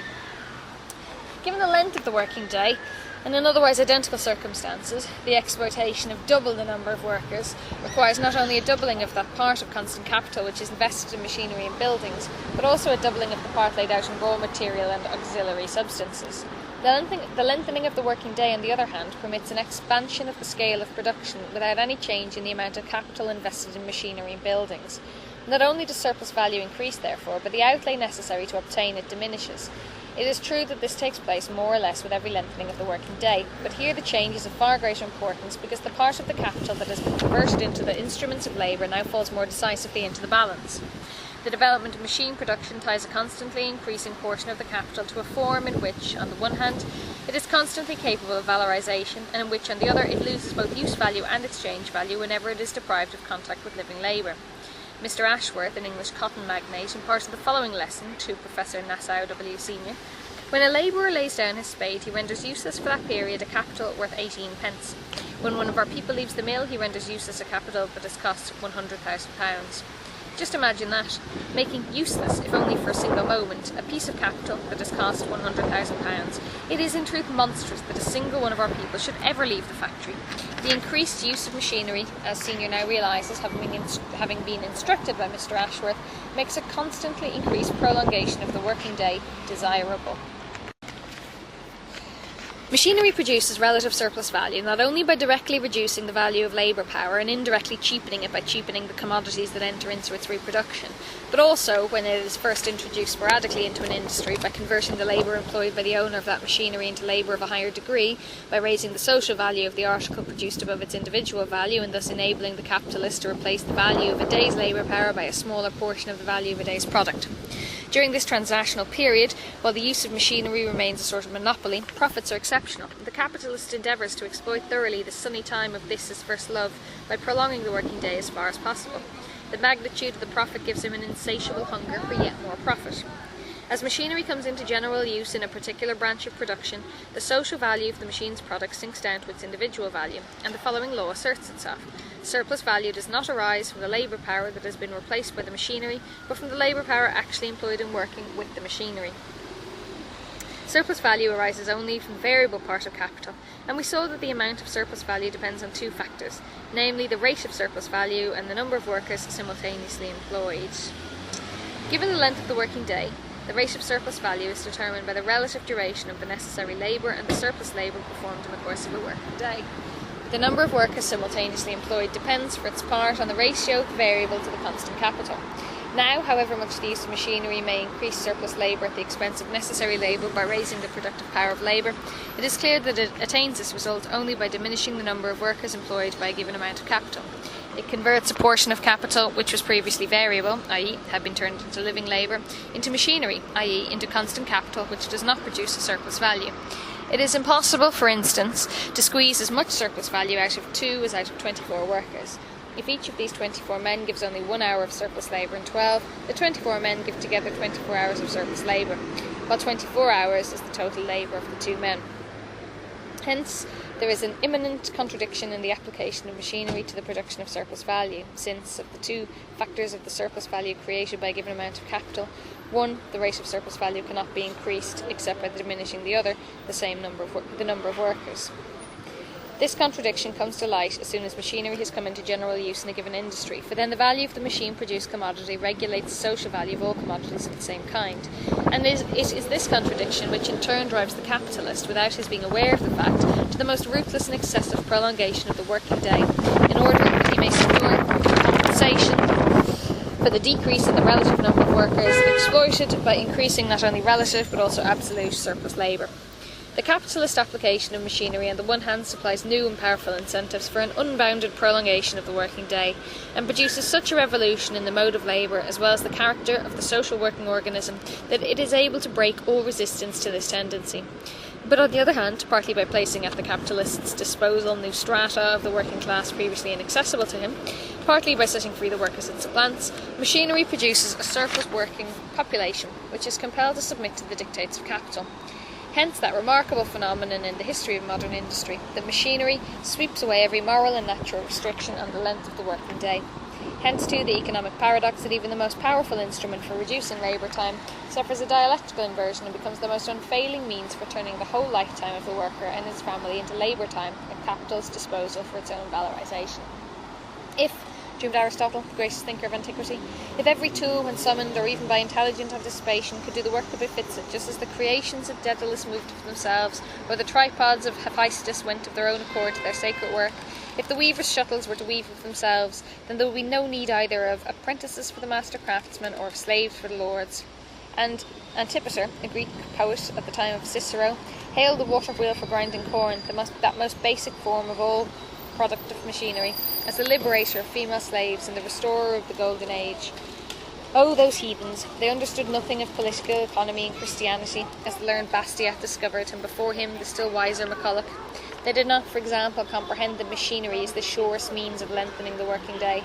They may perhaps have excused the slavery of one person as a means to the full human development of another, but they lacked the specifically Christian qualities which would have enabled them to preach the slavery of the masses in order that a few crude and half-educated parvenus might become eminent spinners, extensive sausage makers, and influential shoe-black dealers.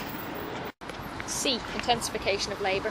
As we have seen, the immoderate lengthening of the working day produced by machinery in the hands of capital leads later on to a reaction on the part of the society, which is threatened in the very sources of its life, and from there to a normal working day whose length is fixed by law.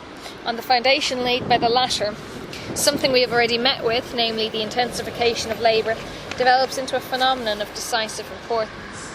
Our analysis of absolute surplus value dealt primarily with the extensive magnitude of labour, its duration, while its intensity was treated as a given factor.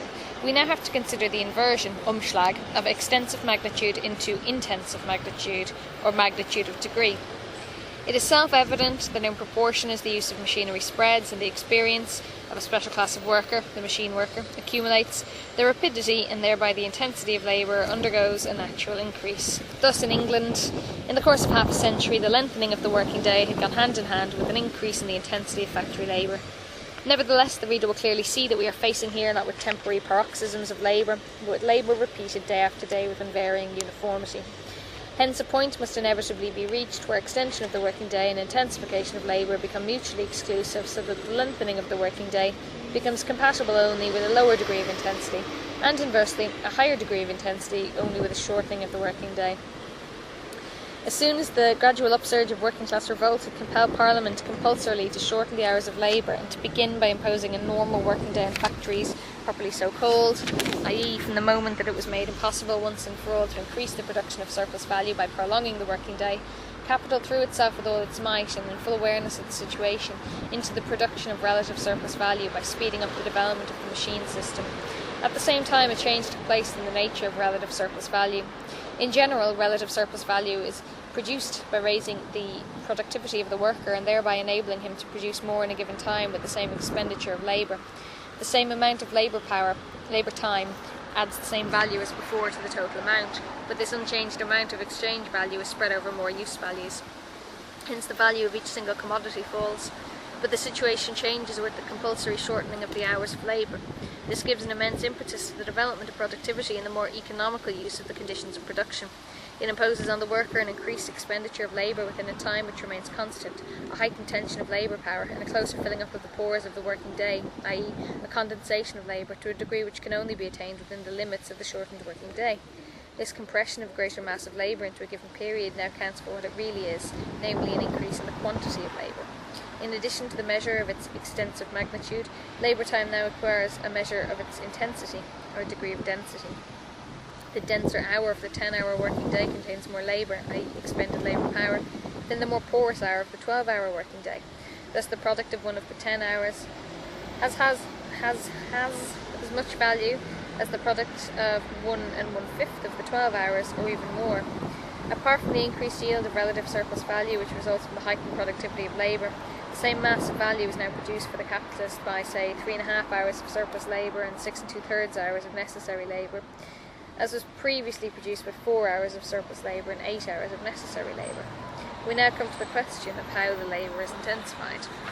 The first effect of shortening the working day results from the self-evident law that the efficiency of labour power is an inverse ratio to the duration of its expenditure. Hence, within certain limits, what is lost by shortening the duration of labour is gained by increasing the degree of power exerted. Moreover, the capitalist ensures by his method of payment that the worker really does expend more labour power.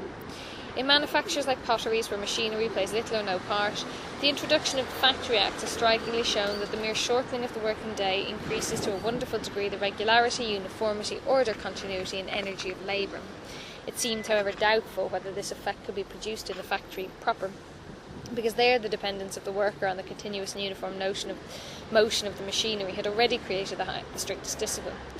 Hence, when in 1844 the reduction of the working day to less than 12 hours was being debated, the manufacturers declared almost unanimously that their overlookers in the different rooms took good care that the hands lost no time, that the extent of vigilance and attention on the part of the workmen was hardly capable of being increased, and therefore, assuming the speed of the machinery and other conditions remain constant, to expect in a well-managed factory any important result from increased attention of the workmen was an absurdity. This assertion was controverted by means of experiments. Mr. Robert Gardner reduced the hours of work in his two large factories at Preston, on and after the 20th of April 1844, from 12 to 11 hours a day. The result of about a year on this system was that the same amount of product for the same cost was received, and the workpeople as a whole earned in 11 hours as much wages as they did before in 12. I shall pass over the experiments made in the spinning and carding rooms, because they were accompanied by an increase of 2% in the speed of the machines. But in the weaving department, where moreover many sorts of figured fancy articles were woven, there was not the slightest alteration in the objective conditions of production. The result was, from 6th of January to 20th of April 1844, with a 12 hours day, average weekly wages of each hands, 10 shillings 1.5. The result was, from the 6th of January to the 20th of April 1844, with a 12 hours day, average weekly wages of each hand, 12 shillings 1.5. From 20th of April to the 29th of June 1844, with a day of 11 hours, average weekly wages 10 shillings 3.5. Here we have more produced in 11 hours than previously in 12, entirely as a result of steadier application to the work and a more economical use of time on the part of the workers. While they got the same wages and gained 1 hour of spare time, the capitalists got the same amount produced and saved the cost of coal, gas and other such items for 1 hour. Similar equally successful experiments were carried out in the mills of Messrs. Horrocks and Jackson. The shortening of the working day creates, to begin with, the subjective condition for the condensation of labour, i.e. it makes it possible for the worker to set more labour power in motion within a given time. As soon as that shortening becomes compulsory, machinery becomes, in the hands of capital, the objective means systematically employed for squeezing out more labour in a given time. This occurs in two ways. The speed of the machines is increased and the same worker receives a greater quantity of machinery to supervise or operate. Improved construction of the machinery is necessary, partly to allow greater pressure to be put on the worker, partly because it is an inevitable concomitant of intensification of labour, since the legal limitation of the working day compels the capitalist to exercise the strictest economy in the cost of production. The improvements in the steam engine have increased the piston speed and at the same time have made it possible, by means of a greater economy of power, to drive more machinery with the same engine while consuming the same amount of coal or even a smaller amount. The improvements in the transmission mechanism have lessened friction and reduced the diameter and weight of the shafts to a constantly decreasing minimum, something which strikingly distinguishes modern machinery from the older type. Finally, the improvements in the operative machines have, while reducing their size, increased their speed and efficiency, as in the modern power loom, or, while increasing the size of their frames, they have also increased the extent and number of their working parts, as in spinning mules, or added to the speed of those working parts by imperceptible alterations of detail, such as those which 10 years ago increased the speed of the spindles and self-acting mules by 1/5. The reduction of the working day to 12 hours dates in England from 1832. In 1836, a manufacturer stated, "The labour now undergone in the factories is much greater than it used to be compared with 30 or 40 years ago, owing to the greater attention and activity required by the greatly increased speed which is given to the machinery." In the year 1844, Lord Ashley, now Lord Shaftesbury, made in the House of Commons the following statements, which were supported by documentary evidence. "The labour performed by those engaged in the processes of manufacture is 3 times as great as in the beginning of such operations. Machinery has executed, no doubt, the work that would demand the sinews of millions of men, but it has also prodigiously multiplied the labour of those who are governed by its fearful movements. In 1815, the labour of following a pair of mules spilling cotton of number 40, reckoning 12 hours to the working day, involved the necessity of walking 8 miles. In 1832, the distance travelled in following a pair of mules spilling cotton yarn of the same number was 20 miles, and frequently more. In 1825, the spinner put up daily on each of these mules 208 stretches, making a total of 1,640 stretches in the course of the day. In 1832, the spinner put up on each mule 2,200 stretches, making a total of 4,400. In 1844, 2,400 stretches, making a total of 4,800, and in some cases the amount of labour required is even still greater. I have another document sent to me in 1842 stating that the labour is progressively increasing not only because the distance to be travelled is greater, but because the quantity of goods produced is multiplied while the hands are fewer in proportion than before. and moreover because an inferior species of cotton is now often spun, which is more difficult to work. In the carding room there has also been a great increase of labour. One person there does the work formerly divided between two. In the weaving room, where a vast number of persons are employed, and principally females, the labour has increased within the last few years fully 10%, owing to the increased speed of the machinery and spinning. In 1838 the number of hanks spun per week was 18,000, in 1843 it amounted to 21,000. In 1819 the number of picks and power loom weaving per minute was 60, in 1842 it was 140, showing a vast increase of labour. In the face of this remarkable level of intensity, which labour had already reached in 1844 under the 12 Hours Act, there appeared to be a justification for the assertion made at that time by the English manufacturers that any further progress in that direction was impossible, and that therefore any further reduction in the hours of labour would necessarily bring with it a drop in production. The apparent correctness of their reasoning will best be shown by the following contemporary statement by Leonard Horner, the factory inspector and tireless censor of the manufacturers. Now, as the quantity produced must in the main be regulated by the speed of the machinery, it must be the interest of the mill owner to drive it at the utmost rate of speed consistent with these following conditions, viz. the preservation of the machinery from too rapid deterioration, the preservation of the quality of the article manufactured, and the capability of the workman to follow the motion without a greater exertion than he can sustain for a constancy.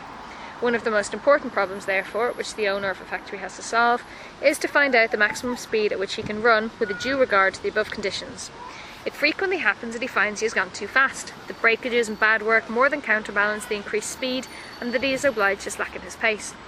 I therefore concluded that as an active and intelligent mill owner would find out the safe maximum, it would not be possible to produce as much in 11 hours as in 12. I further assumed that the operative paid by piecework would exert himself to the utmost consistent with the power of continuing at the same rate. Horner therefore came to the conclusion, despite the experiments of Gardner and others, that a further reduction of the working day below 12 hours would necessarily diminish the quantity of the product.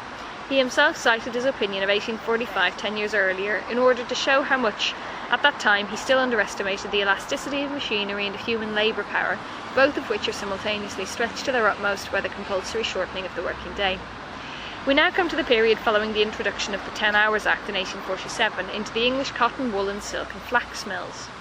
The speed of the spindles has increased upon throstles 500 and upon mules 1,000 revolutions a minute, i.e. the speed of the throstle spindle, which in 1839 was 4,500 times a minute, is now, 1862, 5,000, and of the mule spindle that was 5,000 is now 6,000 times a minute, amounting in the former case to 1/10 and in the second case to 1/5 additional increase. James Nasmyth, the eminent civil engineer of Patricroft near Manchester, explained in a letter to Leonard Horner written in 1852 the nature of the improvements in the steam engine made between the years 1848 and 1852. After remarking that the horsepower of steam engines, being always estimated in the official returns according to the power of similar engines in 1828, is only nominal, and can serve only as an index of their real power, he goes on to say, "I am confident that from the same weight of steam engine machinery we are now obtaining at least 50% more juicier work performed on the average, and that in many cases the identical steam engines, which in the days of the restricted speed of 220 feet per minute yielded 50 horsepower, are now yielding upwards of 100. The modern steam engine of 100 horsepower is capable of being driven at a much greater force than formerly, arising from improvements in its construction, the capacity and construction of the boilers, etc. Although the same number of hands are employed in proportion to the horsepower as at former periods, there are fewer hands employed in proportion to the machinery. In the year 1850, the factories of the United Kingdom employed 134,217 nominal horsepower to move 25,638,716 spindles and 301,445 looms. The number of spindles and looms in 1856 was respectively 33,503,580 and 369,205, which, if we reckon the nominal horsepower required to move them to be the same as in 1850, would call for a total horsepower of 175,000. But according to the official return for 1856, the actual horsepower was 161,435. In other words, over 10,000 horsepower less than the result arrived at by calculating on the basis of the return of 1850. The facts thus brought out by the return of 1856 It appeared to be that the factory system is increasing rapidly, that although the same number of hands are employed in proportion to the horsepower as at former periods, there are fewer hands employed in proportion to the machinery, that the steam engine is enabled to drive an increased weight of machinery by economy of force and other methods, and that an increased quantity of work can be turned off by improvements in machinery and in methods of manufacture, by increase of speed of the machinery, and by a variety of other causes. The great improvements made in machines of every kind have raised their productive power very much. Without any doubt, the shortening of the hours of labour gave the impulse to these improvements. The latter, combined with the more intense strain on the workmen, have had the effect that at least as much is produced in the shortened working day, shortened by 2 hours or 1/6, as was previously produced during the longer one. One fact is sufficient to show how greatly the wealth of the manufacturers increased along with the more intensive exploitation of labour power. From 1838 to 1850, the average annual increase in English cotton and other factories was 32. From 1850 to 1856 it was 86. But however great the progress of English industry had been during the 8 years from 1848 to 1856 under the influence of a working day of 10 hours, it was far surpassed during the next period of 6 years from 1856 to 1862. In silk factories, for instance, there are 1,093,799 spindles in 1856, 1,388,544 spindles in 1862, 9,260 looms in 1856, 10,709 looms in 1862. The number of workers, however, was 56,131 in 1856 and 52,429 in 1862. The increase in spindles was therefore 26.9%, and in looms 15.6%, while the number of workers decreased by 7%. In the year 1850, 875,830 spindles were used in worsted mills. In 1856, the figure was 1,324,549, an increase of 51.2%, and in 1862 it was 1,289,172, a decrease of 2.7%. But if we deduct the doubling spindles, which figure in the total for 1856 but not in that for 1862, it will be found that after 1856 the number of spindles remains nearly stationary. The great improvements made in machines of every kind have raised their productive power very much. Without any doubt, the shortening of the hours of labour gave the impulse to these improvements. The latter, combined with a more intense strain on the workmen, have had the effect that at least as much is produced in the shortened working day, shortened by 2 hours or 1/6, this was previously produced during the longer one. One fact is sufficient to show how greatly the wealth of the manufacturers increased along with the more intensive exploitation of labour power. From 1838 to 1850, the average annual increase in English cotton and other factories was 32. From 1850 to 1856, it was 86. I think I read that bit before, but anyway, I have lost track of where I was. But however great the progress of English industry had been during the 8 years from 1848 to 1856 under the influence of a working day of 10 hours, it was far surpassed during the next period of 6 years from 1856 to 1862. In silk factories, for instance, there were 1,093,799 spindles in 1856, 1,388,544 spindles in 1862, 9,260 looms in 1856, 10,709 looms in 1862. The number of workers, however, was 56,131 in 1856 and 52,429 in 1862. The increase in spindles was therefore 26.9% and in looms 15.6%, while the number of workers decreased by 7%. In the year 1850, 875,830 spindles were used in worsted mills.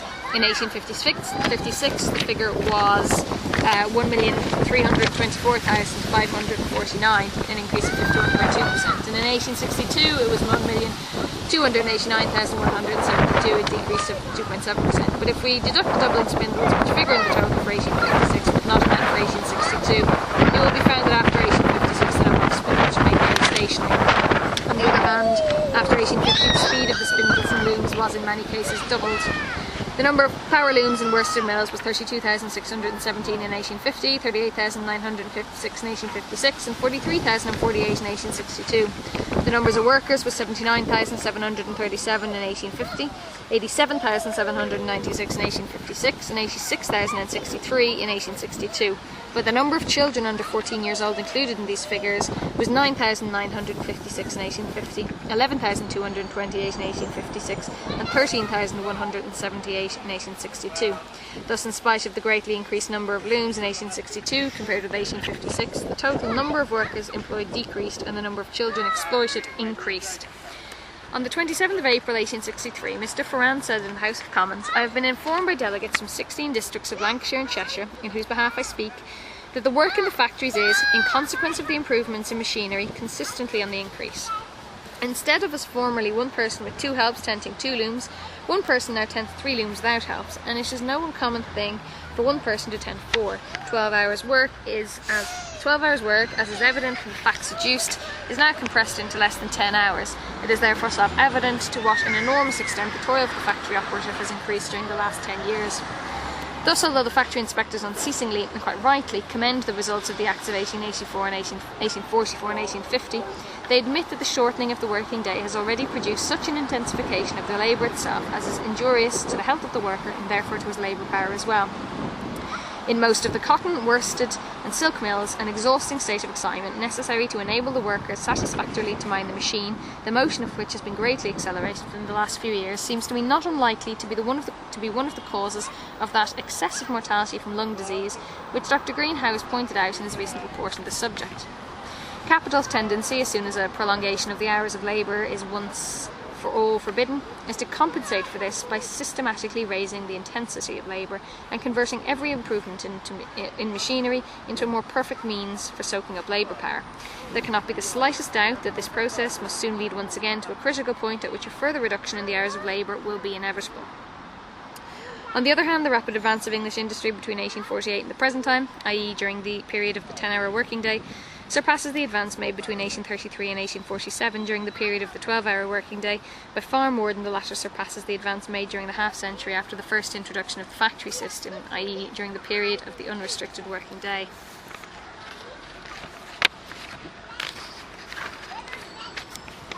(4) The factory. At the beginning of this chapter we considered the physical constituents of the factory, the organisation of the system of machinery.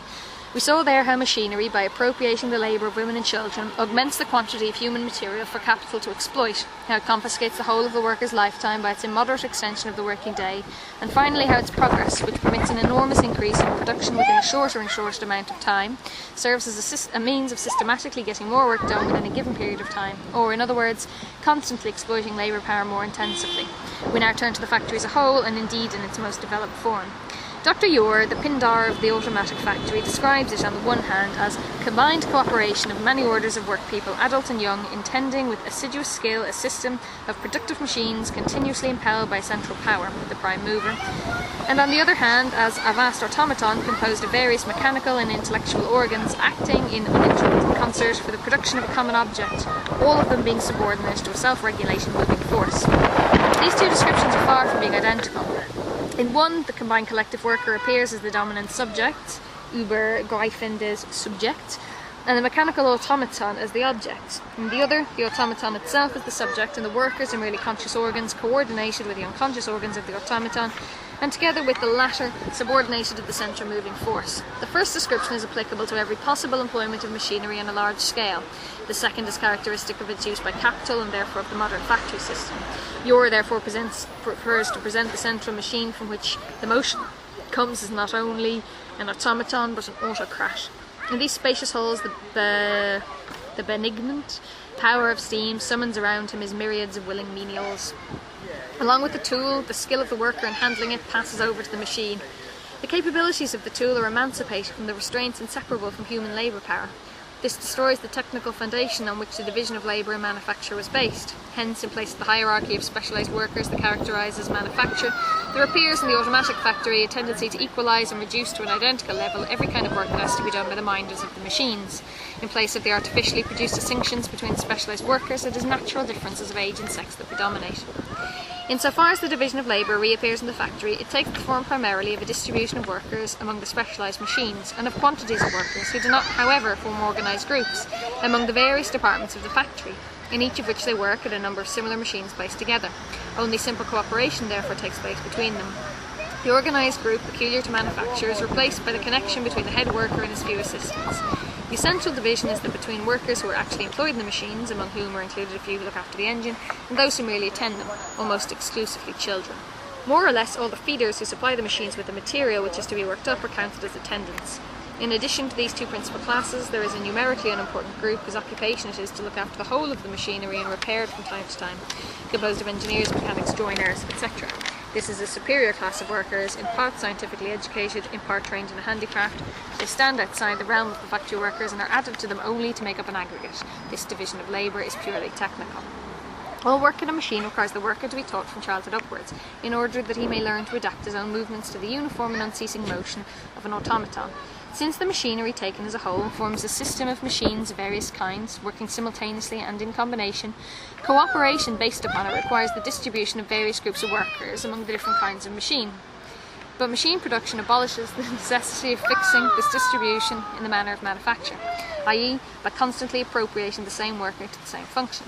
Since the motion of the whole factory proceeds not from the worker but from the machinery, the working personnel can continually be replaced without any interruption in the labour process. The most striking proof of this is afforded by the relay system, put into operation by the manufacturers during their revolt of 1848 to 1850. Lastly, the speed with which machine work is learnt by young people does away with the need to bring up a special class of worker for exclusive employment by machinery. The work of these people, who are merely attendants, can to some extent be replaced in the factory by the use of machines. In addition to this, the very simplicity of the work allows a rapid and constant turnover of the individuals burdened with this drudgery. Thus, although from a technical point of view the old system of division of labour is thrown overboard by machinery, it hangs on in the factory as a tradition handed down from manufacture, and is then systematically reproduced and fixed in a more hideous form by capital as a means of exploiting labour power. The lifelong speciality of handling the same tool now becomes the lifelong speciality of serving the same machine. Machinery is misused in order to transform the worker from his very childhood into a part of a specialised machine.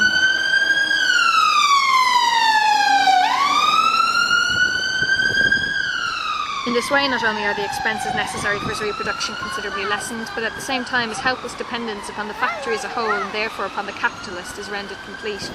Here, as everywhere else, we must distinguish between the increased productivity which is due to the development of the social process of production, and that which is due to the exploitation by the capitalists of that development.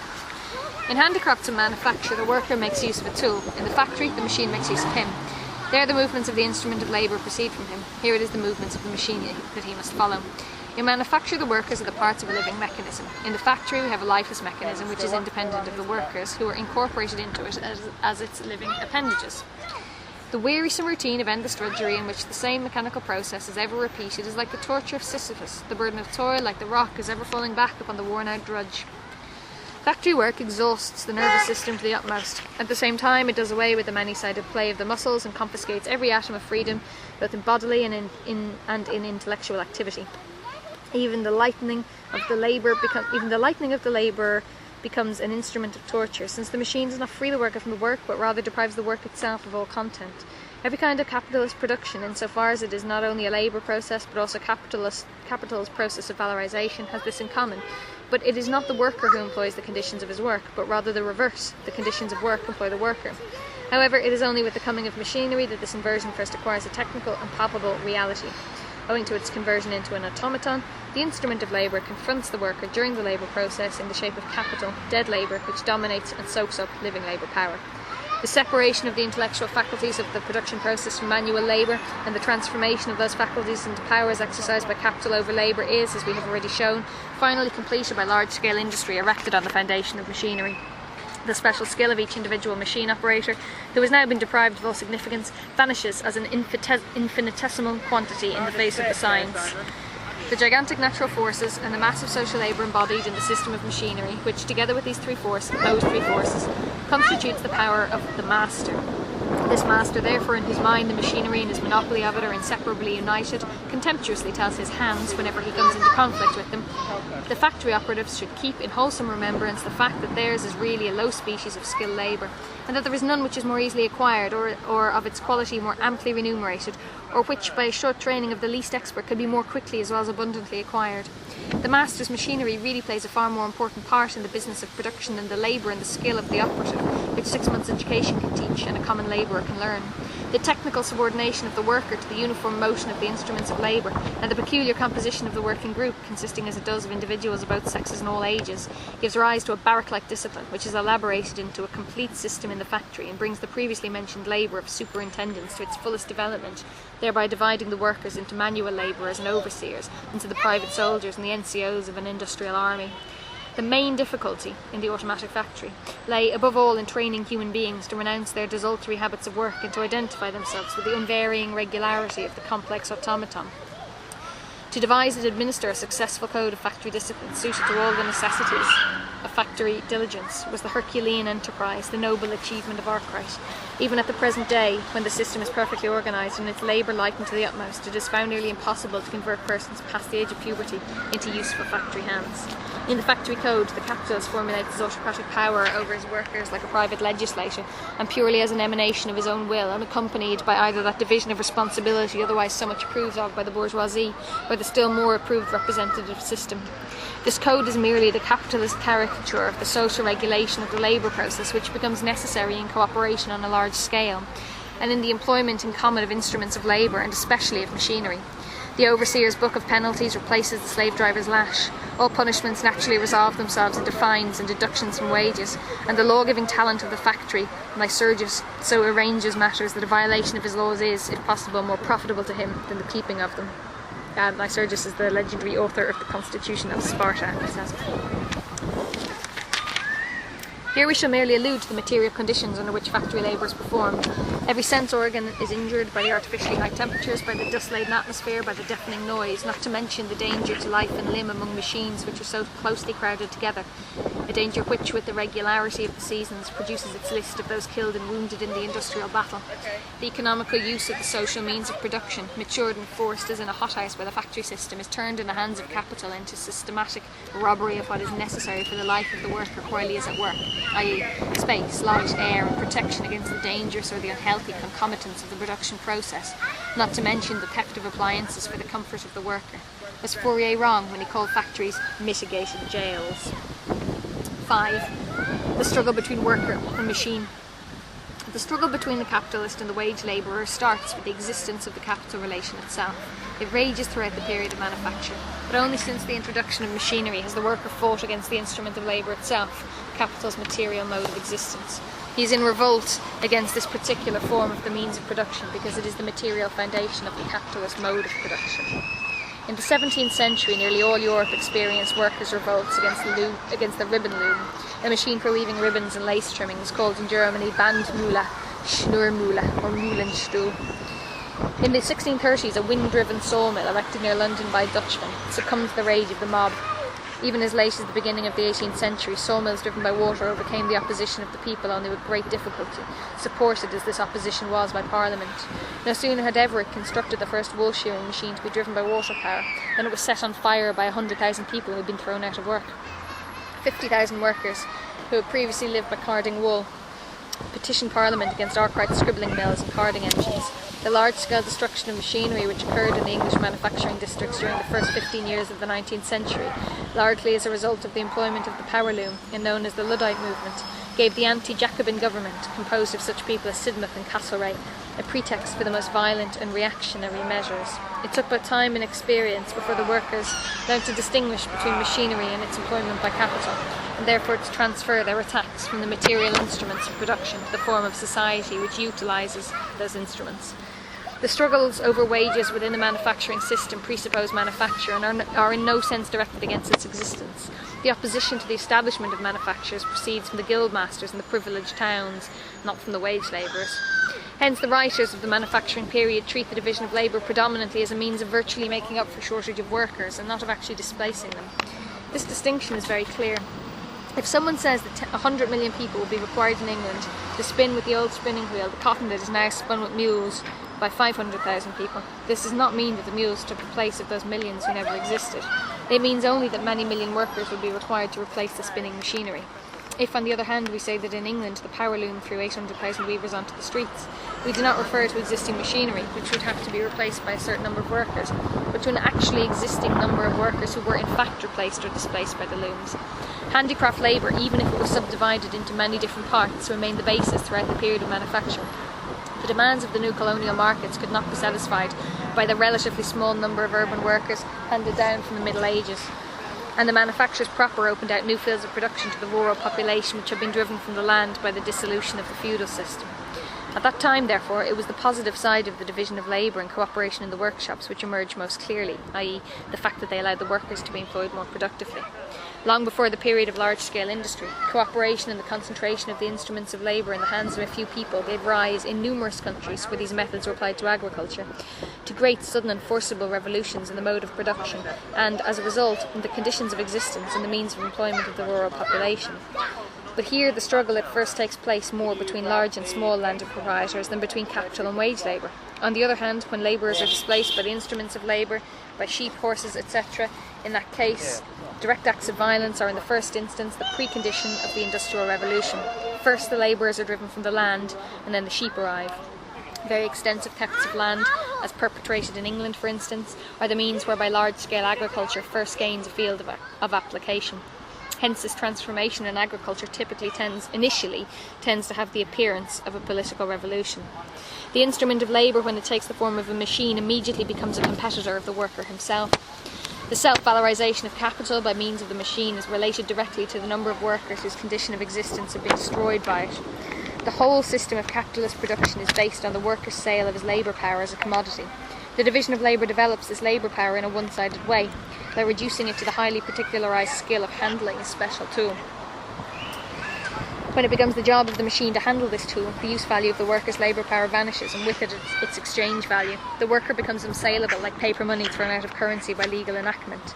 The section of the working class thus rendered superfluous by machinery, i.e. converted into a part of the population no longer directly necessary for the self-valorisation of capital, either goes under in the unequal contest between the old handicraft and manufacturing production and the new machine production, or else floods all the more easily accessible branches of industry, swamps the labour market and makes the price of labour power fall below its value. It is supposed to be a great consolation to the pauperised workers that firstly their sufferings are only temporary, a temporary inconvenience, and secondly machinery only gradually seizes control of the whole of a given field of production so that the extent and the intensity of its destructive effect is diminished. The first consolation cancels out the second. When machinery seizes on an industry by degrees, it produces chronic misery among the workers who compete with it. Where the transition is rapid, the effect is acute and is felt by great masses of people. World history offers no spectacle more frightful than the gradual extinction of the English handloom weavers. This tragedy dragged on for decades. Finally, coming to an end in 1838, many of the weavers died of starvation, many vegetated with their families for a long period on 2.5, whatever a D is, per day. In India, on the other hand, the English cotton machinery produced an acute effect. The Governor-General reported as follows in 1834-5, "The misery hardly finds a parallel in the history of commerce. The bones of the cotton weavers are bleaching the plains of India." Of course, in turning the weavers out of this temporal world, the machinery caused them a temporary inconvenience.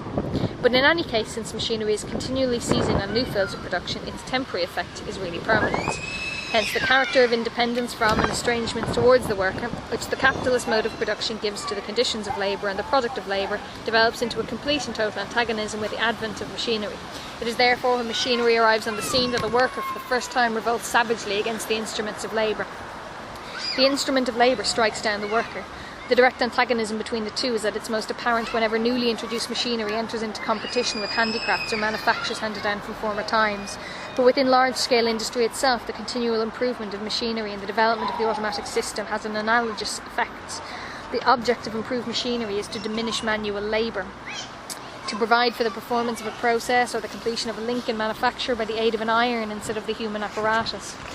The adaptation of power to machinery heretofore moved by hand is almost a daily occurrence. The minor improvements in machinery having for their object economy of power, the production of better work, the turning off more work in the same time, or in supplying the place of a child, a female or a man are constant, and although sometimes apparently of no great movement, have somewhat important results. Whenever a process requires peculiar dexterity and steadiness of hand, it is withdrawn as soon as possible from the cunning workman, who is prone to irregularities of many kinds, and it is placed in charge of a peculiar mechanism, so self-regulating that a child can superintend it.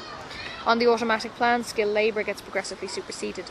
The effect of improvements in machinery, not merely in superseding the necessity for the employment of the same quantity of adult labour as before in order to produce a given result, but in substituting one description of human labour for another, The less skilled for the more skilled, juvenile for adult, female for male, causes a fresh disturbance in the rate of wages. The effect of substituting the self-acting mule for the common mule is to discharge the greater part of the men spinners and to retain adolescents and children. The machine system's extraordinary capacity for expansion is a result of accumulated practical experience, the extent of the mechanical instruments already available for use, and the constant advance of technology. It has shown what great strides it can take under the pressure of the shortened working day. But who in 1860, the year in which the English cotton industry reached its zenith, would have dreamt of the galloping pace of improvements in machinery and the corresponding displacement of manual labour, which the stimulus of the American Civil War called forth in the following 3 years? A couple of examples from the reports of the inspectors of factories will suffice on this point. A Manchester manufacturer states, "We formerly had 75 carding engines, now we have 12 doing the same quantity of work. We were doing with fewer hands by 14 at a saving in wages of £10 a week. Our estimated saving in waste is about 10% in the quantity of cotton consumed." In another fine spinning mill in Manchester, I was informed that through increased speed and the adoption of some self-acting process, a reduction had been made in number of a fourth in one department and of above half in another, and that the introduction of the combing machine in place of the second carding had considerably reduced the number of hands formerly employed in the carding room. Another spinning mill is estimated to effect a saving of hands of 10%. Messrs. Gilmore, spinners at Manchester, make this statement. "In our blowing room department, we consider our expense with new machinery is fully 1/3 less in wages and hands. In the jack frame and drawing frame room, about 1/3 less in expense, and likewise 1/3 less in hands. In the spinning room, about 1/3 less in expenses. But this is not all. When our yarn goes to the manufacturers, it is so much better by the application of our new machinery that they will produce a greater quantity of cloth and cheaper than from the yarn produced by old machinery." Mr. Redgrave, the factory inspector, remarks in connection with this, "The reduction of hands against increased production is in fact constantly taking place. In woolen mills the reduction commenced some time since and is continuing. A few days since, the master of a school in the neighbourhood of Rochdale said to me that the great falling off in the girls' school is not only caused by the distress but by the changes of machinery in the woolen mills, in consequence of which a reduction of 70 short-timers had taken place." The following table shows the total result of the mechanical improvements in the English cotton industry resulting from the American Civil War. I'm not going to read the table out loud, it wouldn't make any sense. Hence, between 1861 and 1868, 338 cotton factories disappeared. In other words, more productive machinery on a larger scale was concentrated in the hands of a smaller number of capitalists. The number of power looms decreased by 20,663. But since their product increased in the same period, an improved loom yielded more than an old one. Finally, the number of spindles increased by 1,612,541, while the number of workers employed decreased by 50,505. The temporary misery inflicted on the workers by the cotton crisis was therefore heightened and made permanent by the rapid and continuous progress of machinery. But machinery does not just act as a superior competitor to the worker, always on the point of making him superfluous. It is a power inimical to him, and capital proclaims this fact loudly and deliberately, as well as making use of it. It is the most powerful weapon for suppressing strikes, those periodic revolts of the working class against the autocracy of capital. According to Gaskell, the steam engine was from the very first an antagonist of human power, an antagonist that enabled the capitalist to tread underfoot the growing demands of the workers, which threatened to drive the infant factory system into crisis. It would be possible to write a whole history of the inventions made since 1830 for the sole purpose of providing capital with weapons against working class revolts. We would mention above all the self-acting mule because it opened up a new epoch in the automatic system.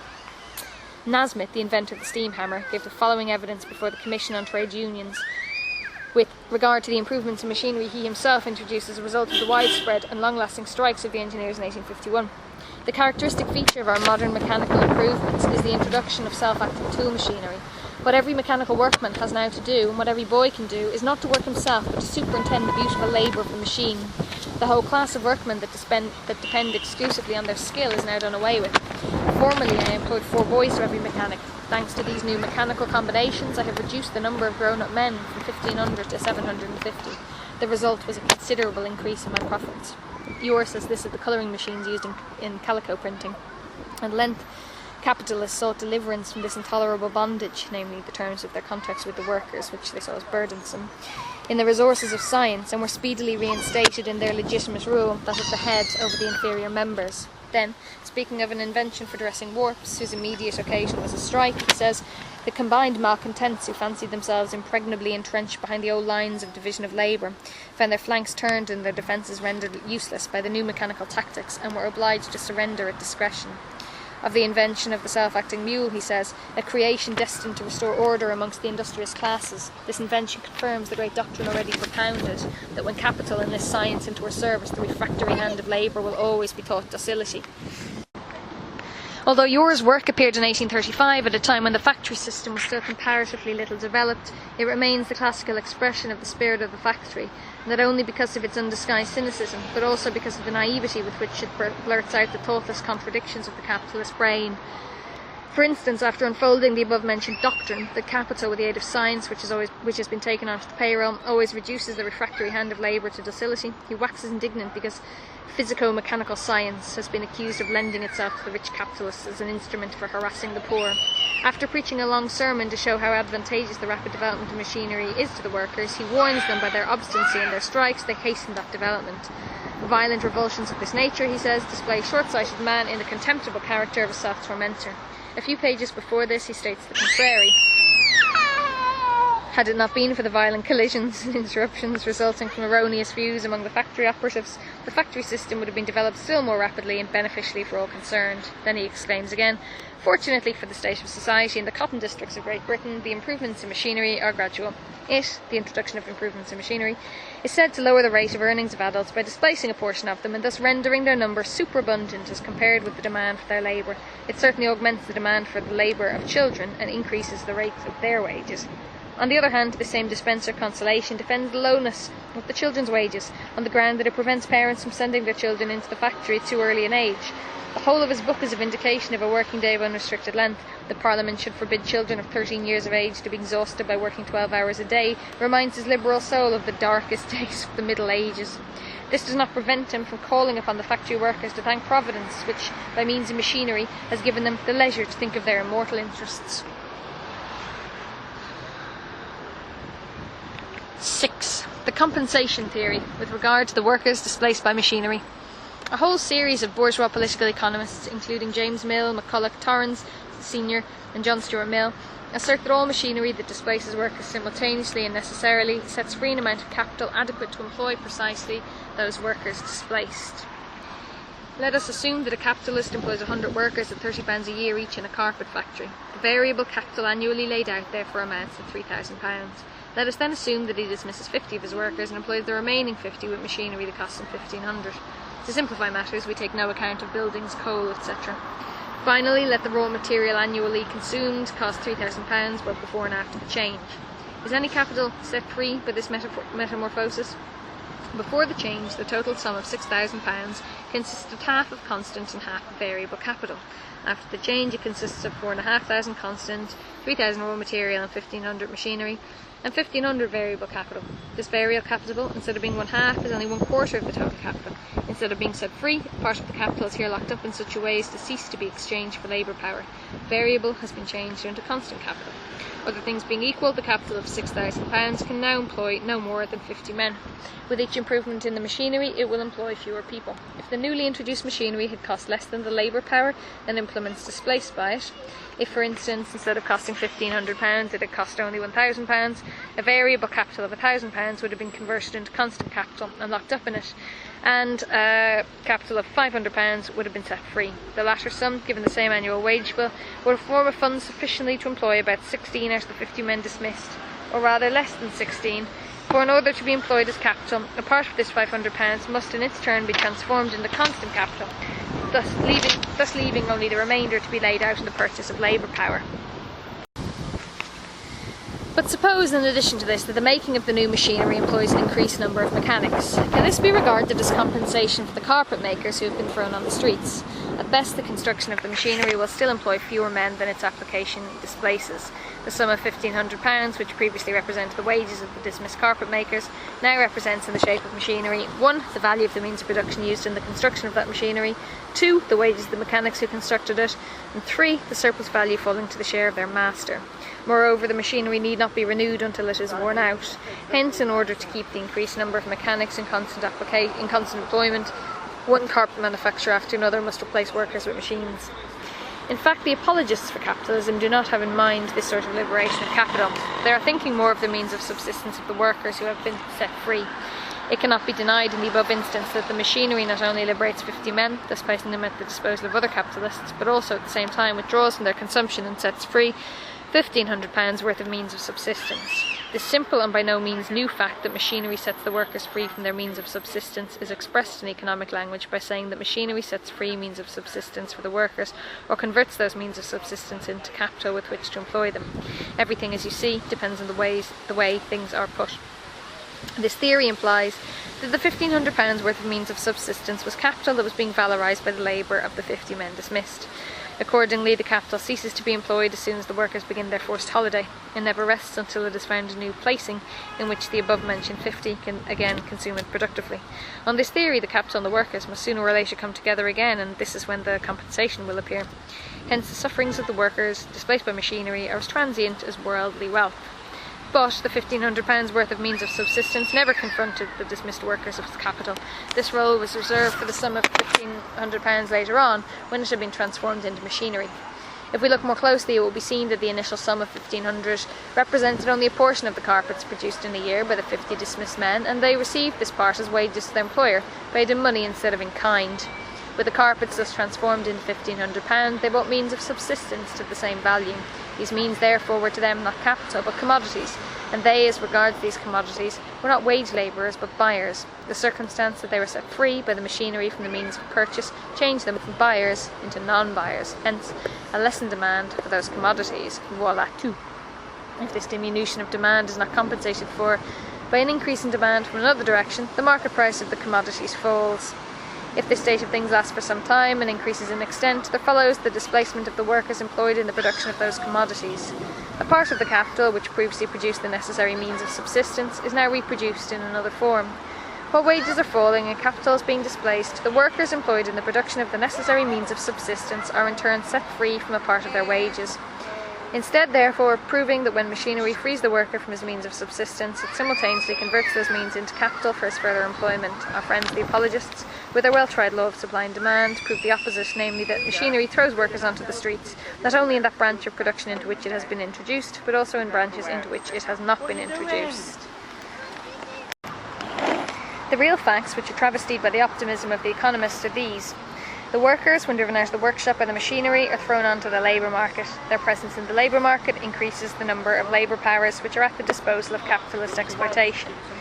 In Part 7 we shall see that this effect of machinery, which has been represented as a compensation for the working class, is, on the contrary, a most frightful scourge. For the present, I will only say this. Workers who have been thrown out of work in a given branch of industry can no doubt look for employment in another branch.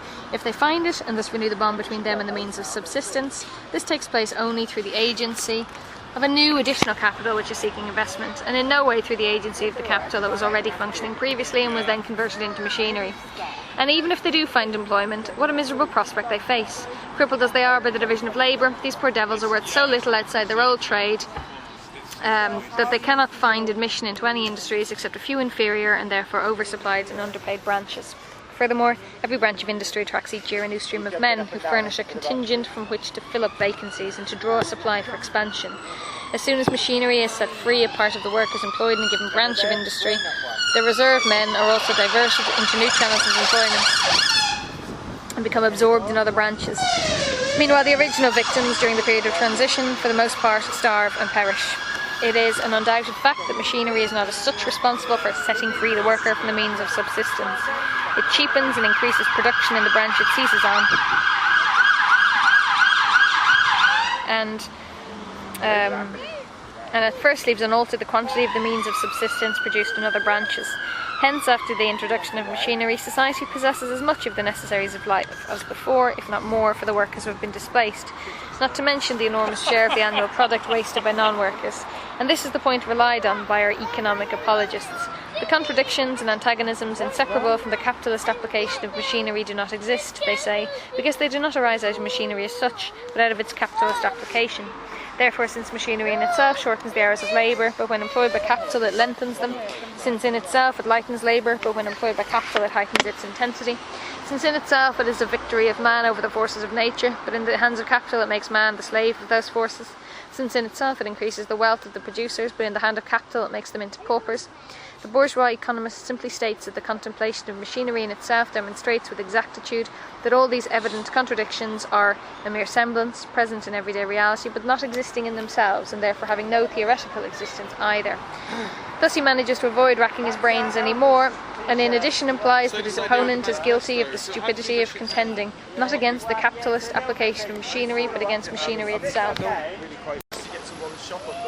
No doubt the bourgeois economist is far from denying that temporary inconveniences may result from the capitalist use of machinery. But where is the medal without its reverse side? Any other utilisation of machinery than the capitalist one is to him impossible. Exploitation of the worker by the machine is therefore identical for him with exploitation of the machine by the worker. Therefore, whoever reveals the real situation with the capitalist employment of machinery does not want machinery to employ it at all, and is an enemy of social progress. This is exactly the reasoning of Bill Sykes, the celebrated cutthroat. Gentlemen of the jury, no doubt the throat of this commercial traveller has been cut, but that is not my fault, it is the fault of the knife. Must we, for such a temporary inconvenience, abolish the use of the knife? Only consider, where would agriculture and trade be without the knife? Is it not as salutary in surgery as it is skilled in anatomy, and a willing assistant at the festive table? If you abolish the knife, you hurl us back into the depths of barbarism. Although machinery necessarily throws men out of work in those industries into which it is introduced, it may, despite this, bring about an increase in employment in other industries. This effect of machinery, however, has nothing in common with the so-called theory of compensation. Since every article produced by a machine is cheaper than a similar article produced by hand, we deduce the following absolute law. If the total quantity of the article produced by machinery is equal to the total quantity of the article previously produced by a handicraft or by manufacture, and now made by machinery, then total labour expended is diminished. The increase in the labour required to produce the instruments of labour themselves, the machinery coal, etc., must be less than the reduction in labour achieved by the employment of machinery. Otherwise the product of the machine would be as dear as, or dearer than, the product of the manual labour. But as a matter of fact, the total quantity of the article produced by machinery with a diminished number of workers, instead of remaining equal to the total quantity of the handmade article that has been displaced, exceeds this by far. Suppose that 400,000 yards of cloth have been produced on power looms by fewer weavers than could weave 100,000 yards by hand. The quadruple product contains 4 times as much raw material. Hence, the production of raw material must be quadrupled. But as regards the instruments of labour consumed, such as buildings, coal, machinery and so on, that is different. The limit of the possible increase in the amount of additional labour required to produce them varies with the difference between the quantity of the machine-made article and the quantity of the same article that the same number of workers could make by hand. Hence, as the use of machinery extends in a given industry, the immediate effect is to increase production in the other industries that provide the first with means of production.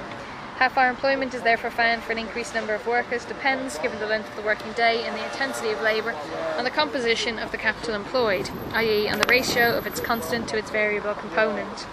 This ratio, in its turn, varies considerably with the extent to which machinery has already penetrated or is engaged in penetrating those trades. The number of men condemned to work in coal and metal mines has been enormously swollen by the progress of machine production in England, although the growth in numbers has been slowed down during the last few decades by the introduction of new machinery into the mining industries. Along with the machine, a new type of worker springs to life, the machine maker. We have already learnt that machinery is seizing control even of this branch of production on an ever-increasing scale. As to raw materials, there can be no doubt that the rapid advance of cotton spinning not only promoted, as if in a hothouse, the growing of cotton in the United States, and with it the African slave trade, but also made slave breeding the chief business of the so-called border slave states. In 1790, when the first census of slaves was taken in the United States, their number was 697,000. In 1861, it had nearly reached 4 millions. On the other hand, it is no less certain that the blossoming of the English woolen mills, or woolen factories, together with the progressive transformation of arable land into sheep pasture, brought about it the conversion of agricultural labourers into supernumeraries and drove them in their masses from the land. Ireland, having during the last 20 years reduced its population by nearly 1/2, is at this moment undergoing the process of still further reducing the number of its inhabitants to a level which will correspond exactly with the requirements of its landlords and the English woolen manufacturers. When machinery penetrates into any of the preliminary or intermediate stages through which an object of labour has to pass on its way to its final form, there is an increased yield of labour in those stages, and simultaneously an increased demand for labour in handicrafts or manufactures supplied by the machines. Spinning by machinery, for example, supplied yarn so cheaply and so abundantly that the hand-loom weavers were at first able to work full-time without increased outlay. Their earnings accordingly rose. This produced a flow of people into the cotton weaving trade, until at length the 800,000 weavers called into existence by the jenny, the throstle and the mule were overwhelmed by the power loom. So also, owing to the abundance of clothing materials produced by machinery, the number of tailors, seamstresses and needlewomen went on increasing until the appearance of the sewing machine.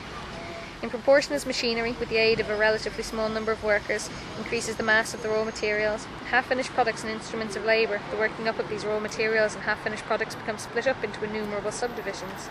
There is thus an increase in the number of branches of social production. Machine production drives the social division of labour immeasurably further than manufacture does, because it increases the productive power of the industries it seizes upon to a much greater degree. The immediate result of machinery is to augment surplus value in the mass of products in which surplus value is embodied. It also increases the quantity of substances for the capitalists and their dependents to consume, and therefore the size of these social strata themselves. Their growing wealth and the relatively diminished number of workers required to produce the means of subsistence begets both new luxury requirements and the means of satisfying them. A larger portion of the social product is converted into surplus product, and a larger portion of the surplus product is reproduced and consumed in a multitude of refined shapes. In other words, the production of luxuries increases. The products are also made more refined and more varied by the new world market relations created by large-scale industry. Not only are greater quantities of foreign luxury articles exchanged for home products, but a greater mass of foreign raw materials, ingredients and half-finished articles are used as a means of production in the home industries.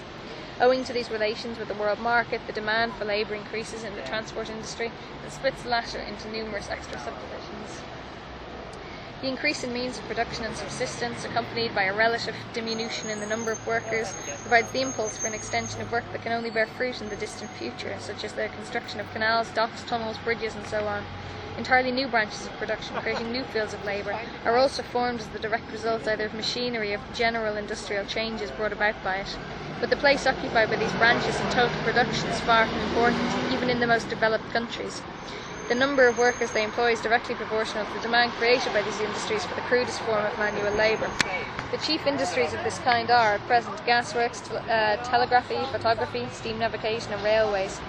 According to the census of 1861 for England and Wales, we find in the gas industry, gasworks, production of mechanical apparatus, servants of the gas companies, etc., 15,211 persons, in telegraphy 2,399, in photography 2,366, in steam navigation 3,570, and in railways 70,599, of whom the unskilled navvies, more or less permanently employed, and the whole administrative and commercial staff make up about 28,000.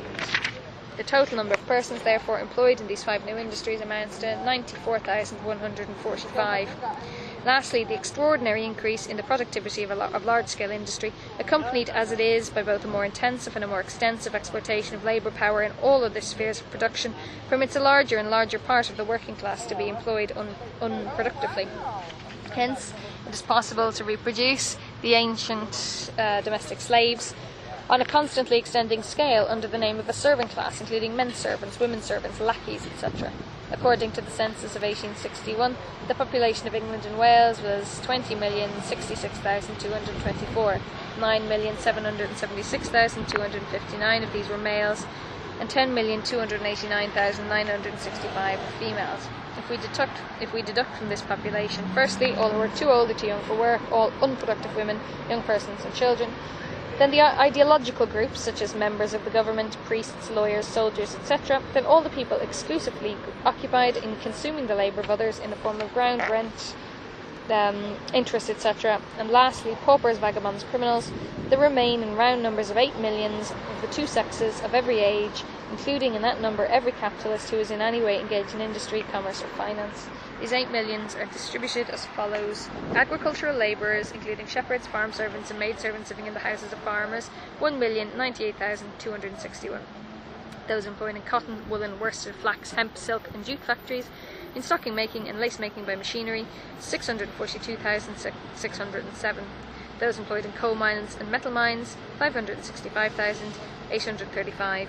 Those employed in metalworks, blast furnaces, rolling mills, etc., and metal manufacturers of every kind, 396,998, and the servant class, 1,208,648. All the persons employed in textile factories and in mines, taken together, number 1,208,442. Those employed in textile factories and metal industries, taken together, number 1,039,605. In both cases, less than the number of modern domestic slaves. What an elevating consequence of the capitalist's exploitation of machinery. 7. Repulsion and attraction of workers through the development of machine production. Crisis in the cotton industry. All the more respectable representatives of political economy concede that the introduction of new machinery has a baneful effect on the workers in the old handicrafts and manufactures with which this machinery at first competes. Almost all of them bemoan the slavery of the factory worker. And what is the great trump card they play? That machinery, after the horrors of the period of its introduction and development have subsided, in the final analysis increases rather than diminishing the number of wage slaves.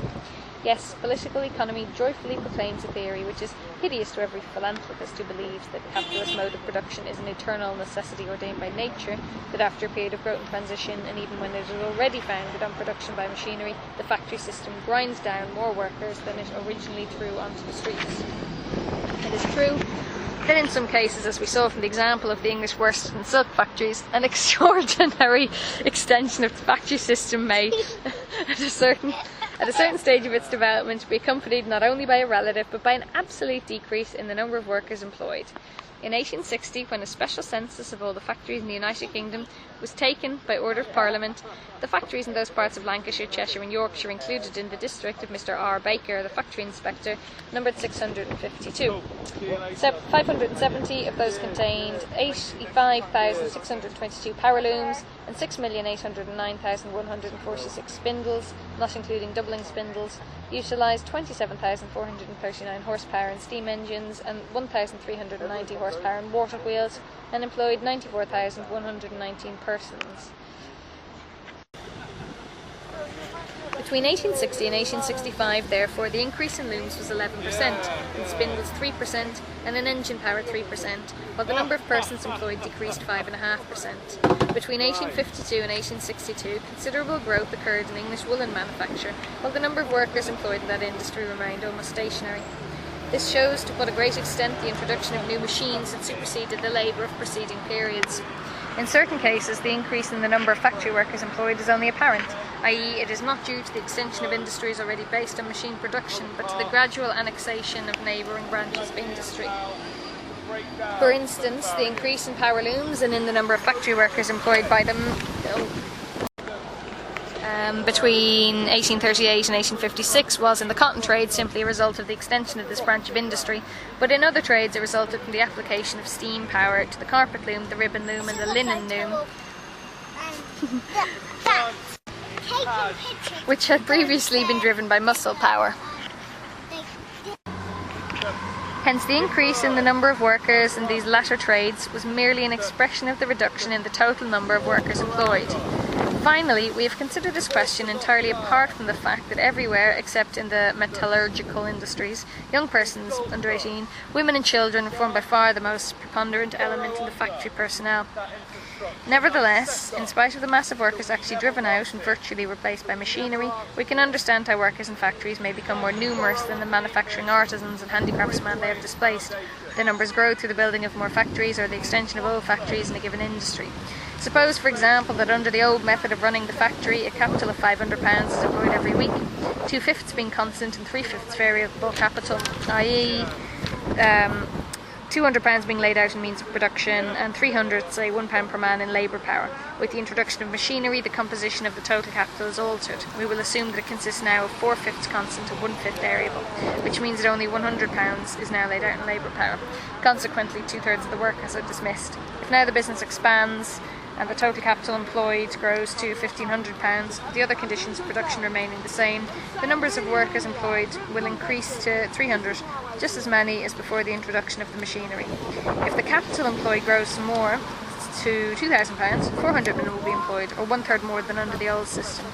Their numbers have in fact increased by 100, but in relative terms, i.e. in proportion proportion to the total capital advanced, they've diminished by 800, for the £2,000 of capital would have, under the old method of running the enterprise, have employed 1,200 instead of 400 workers. Hence a relative decrease in the number of workers employed is consistent with an actual increase in that number.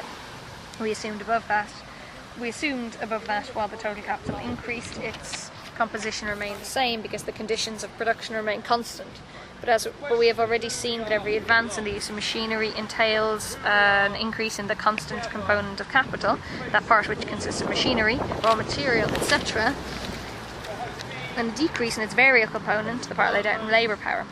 We also know that in no other system of production is improvement so continuous, and the composition of the capital employed so subject to variation as in the factory system. This constant variation is, however, equally consistently interrupted by periods of rest, during which there is a merely quantitative extension of factories on the existing technical basis. During such periods, the number of workers employed increases. Thus, in 1835, the total number of workers in the cotton, woollen, worsted, flax and silk factories of the United Kingdom was only 354,684, while in 1861 the number of power loom weavers alone, of both sexes and all ages, from 8 years old upwards, was 230,654. Admittedly, this growth appears less significant when we consider that in 1838 the hand loom weavers with their families, employed by the weavers themselves, still numbered 800,000, not to mention those thrown out of work in Asia and on the European continent. In the few remarks I have still to make on this point, I shall refer in part to relations of a purely practical nature, the existence of which has not yet been revealed by our theoretical presentation. As long as machine production expands in a given branch of industry at the expense of the old handicrafts of manufacture, the result is as certain as is the result of an encounter between an army with breech-loading rifles and one with bows and arrows. This first period, during which machinery conquers its field of operations, is of decisive importance, owing to the extraordinary profits it helps to produce. These profits not only form a source of accelerated accumulation, they also attract into the favoured sphere of production a large part of the additional social capital that is constantly being created, and is always seeking out new areas of investment. The special advantages of this initial period of furious activity are felt in every branch of production when it is newly penetrated by machinery. However, as soon as the factory system has attained a reasonable space to exist in and reached a definite degree of maturity, and in particular as soon as the technical basis peculiar to it, machinery, is itself produced by machinery, as soon as coal mining and iron mining, the metallurgical industries, and the means of transport have been revolutionised, in short, as soon as the general conditions of production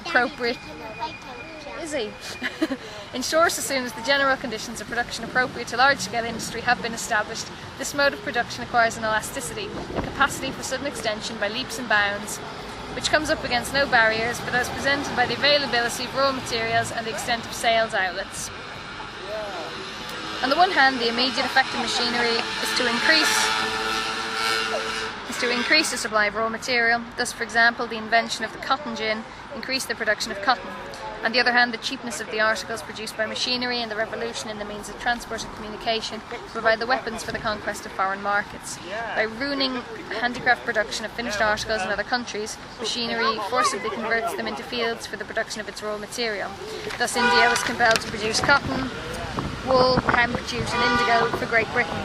By constantly turning workers into supernumeraries, large-scale industry, in all countries where it has taken root, spurs on rapid increases in emigration and colonisation of foreign lands, which are thereby converted into settlements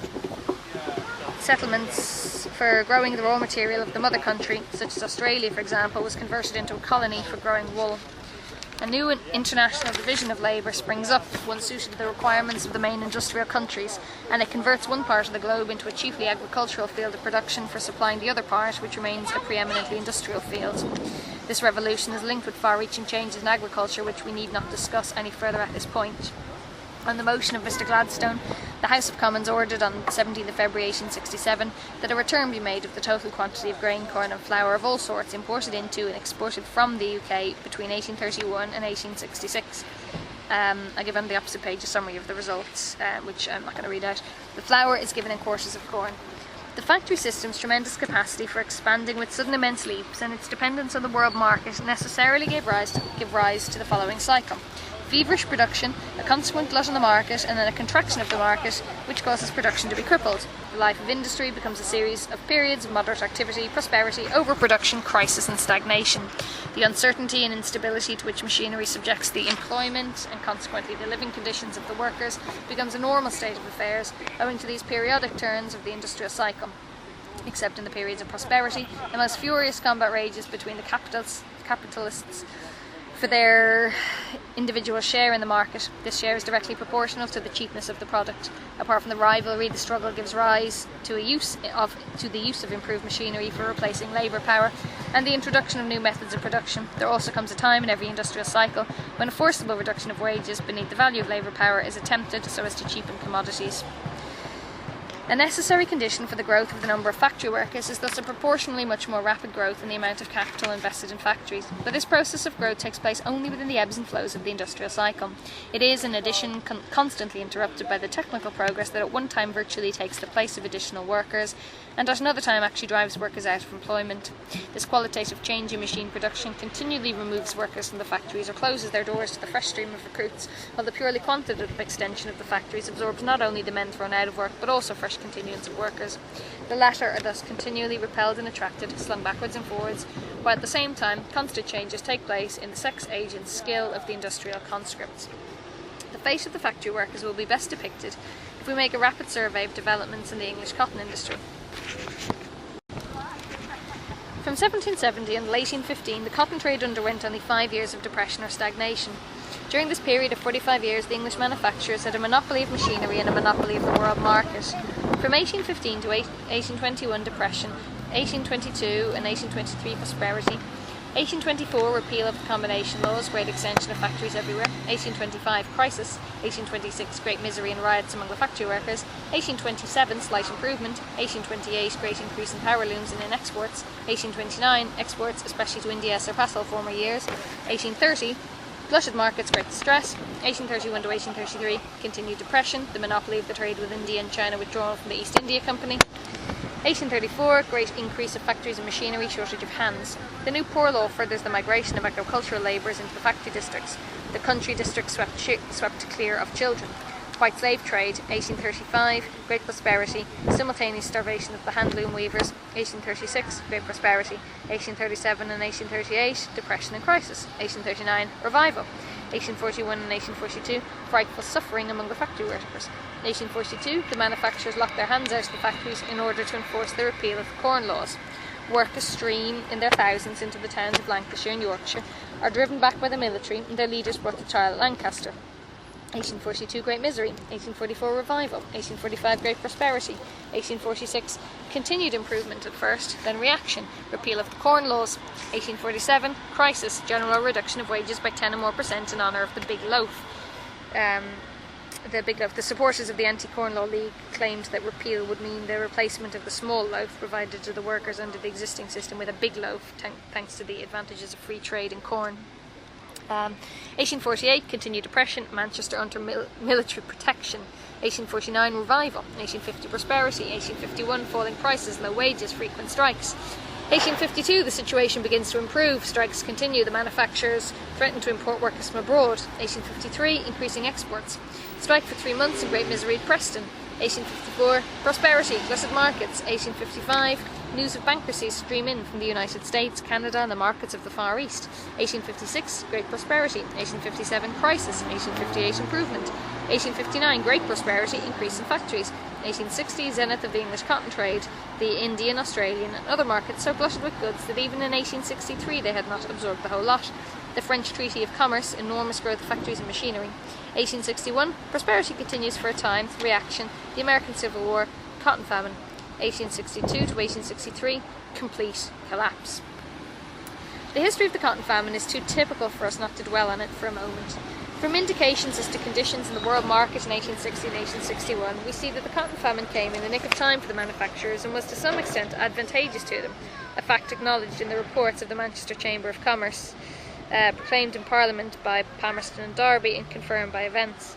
Of course, among the 887 cotton mills in the United Kingdom in 1861, there were many small ones. According to the report of the factory inspector, Mr. A. Redgrave, 392 out of the 2,109 mills included in his district, or 19%, employed less than 10 horsepower each. 345, or 16%, employed between 10 and 20 horsepower, while 1,372 employed upwards of 20 horsepower. The majority of the small mills were weaving sheds built during the period of prosperity after 1858. For the most part by speculators, one of whom supplied the yarn, another machinery, a third the buildings, and they were run by men who had been overseers or by other persons of small means. These small manufacturers mostly went to the wall. The same fate would have overtaken them in the commercial crisis, which was staved off only by the cotton famine. Although they formed 1/3 of the total number of manufacturers, their mills absorbed much less than 1/3 of the capital invested in the cotton trade. As to the extent of the stoppage, it appears from authentic estimates that in October 1862, 60.3% of the spindles and 58% of the looms were at a standstill. This refers to the cotton trade as a whole, and of course requires considerable modification for individual districts. Very few mills worked full-time, 60 hours a week, all the others worked at intervals. Even in those few cases where full-time was worked and at the customary piece rate, the weekly wages of the workers necessarily shrank because good cotton was replaced by bad, sea island by Egyptian in fine spinning mills, American and Egyptian by Surat, Indian, and pure cotton by a mixture of waste and Surat. The shorter fibre of the Surat cotton and its dirty condition, the greater fragility of the thread, the substitution of all sorts of heavy ingredients for flour and sizing the warps, all these things lessened the speed of the machinery, or the number of looms that could be superintended by one weaver, increased the amount of labour necessitated by defects in the machinery, and reduced the piece wage by reducing the amount of the product actually leaving the mill. Where Surat cotton was used, the loss to the workers when on full-time amounted to 20%, 30% or more. But on top of this, the majority of the manufacturers reduced the piece rate by 5, 7.5 and 10%. We can therefore grasp the situation of these workers employed for only 3, 3.5 or 4 days a week, or for only 6 hours a day. Even in 1863, after a comparative improvement had set in the weekly wages of spinners and weavers were 3 shillings 4, 3 shillings 10, 4 shillings 6 and 5 shillings 1. Even in this miserable state of affairs, however, the inventive spirit of the manufacturer did not stand still, but was exercised in making deductions from wages. These were to some extent inflicted as a penalty for defects in the finished article, that were really due to his own bad cotton and his unsuitable machinery. Moreover, where the manufacturer owned the workers' cottages, he paid himself his rents by deducting the amount from those miserable wages. Mr. Redgrave tells us of self-acting minders, i.e. workers in charge of a pair of self-acting mules, earning at the end of a fortnight's full work 8 shillings 11, and from this sum was deducted the rent of the house, the manufacturer, however, returning half the rent as a gift. The minders took away the sum of 6 shillings 11. In many places, the self-acting minders ranged from 5 shillings to 9 shillings per week, and the weavers from 5 shillings, and the weavers from 2 shillings to 6 shillings per week during the latter part of 1862. Even when short time was being worked, the rent was frequently deducted from the workers' wages. No wonder that in some parts of Lancashire a kind of famine fever broke out. But more characteristic than all this was the revolution that took place in the production process at the expense of the workers. Experimenta incorporabili, like those of anatomists on frogs, were actually being made here. Although, says Mr. Redgrave, I have given the actual earnings of the operatives in the several mills, it does not follow that they earn the same amount week by week. The operatives are subject to great fluctuation from the constant experimentalising of all the manufacturers. The earnings of the operatives rise and fall with the quality of the cotton mixes. Sometimes they have been within 15% of former earnings, and then in a week or two they have fallen off from 50 to 60%. These experiments were not made just at the expense of the workers' means of subsistence. His 5 senses also had to pay the penalty. The men who were employed in making up Surat cotton complained very much. They inform me, on opening the bales of cotton, there is an intolerable smell which causes sickness. In the mixing, scribbling and carding rooms, the dust and dirt which are disengaged irritate the air passages and give rise to cough and difficulty in breathing. A disease of the skin, no doubt, from the irritation of the dirt contained in the Surat cotton, also prevails. The fibre being so short, a great amount of size, both animal and vegetable, is used. Bronchitis is more prevalent owing to the dust. Inflammatory sore throat is common from the same cause. Sickness and dyspepsia are produced by the frequent breaking of the weft when the weaver sucks the weft through the eye of the shuttle. On the other hand, these flour substitutes were a Fortunas's purse. Fortunas was a figure of Teutonic legend whose purse never became empty. The flour substitutes were Fortunatus's purse to the manufacturers because they increased the weight of the yarn. They caused 15 pounds of raw material to weigh 26 pounds after it was woven. In the reports of the inspectors of factories, For the half year ending 30th of April 1864, we read the following: "The trade is availing itself of this resource at present to an extent which is even discreditable. I have heard on good authority of a cloth weighing 8 pounds, which is made of 5 1/4 pound cotton and 2 3/4 pound size, and of another cloth weighing 5 1/4 pound, of which 2 pound was size. These were ordinary export shirtings. In cloths of other descriptions, as much as 50% size is sometimes added, so that a manufacturer may and does truly boast that he is getting rich by selling cloth for less money per pound than he paid for the mere yarn of which they are composed. But the workers did not just have to suffer from the experiments of the manufacturers inside the mills, and of the municipalities outside, from reduced wages and absence of work, from want and from charity, and from the eulogies uttered in the Lords and Commons. Unfortunate females, in consequence of the cotton famine, were at its commencement thrown out of employment and have thereby become outcasts of society.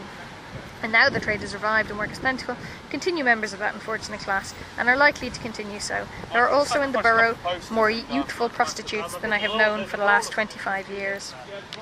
We find then in the first 45 years of the English cotton industry from 1770 to 1815 only 5 years of crisis and stagnation, but this was the period of monopoly.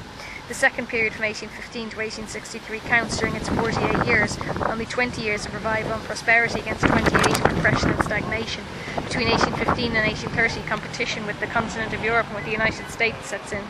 After 1833, the extension of the Asiatic markets is enforced by destruction of the human race. After the appeal of the Corn Laws from 1846 to 1863, there were 8 years of moderate activity and prosperity against 9 years of depression and stagnation.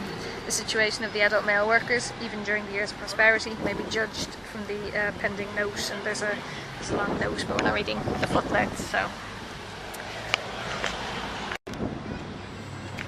8. The revolutionary impact of large-scale industry on manufacture, handicrafts and domestic industry.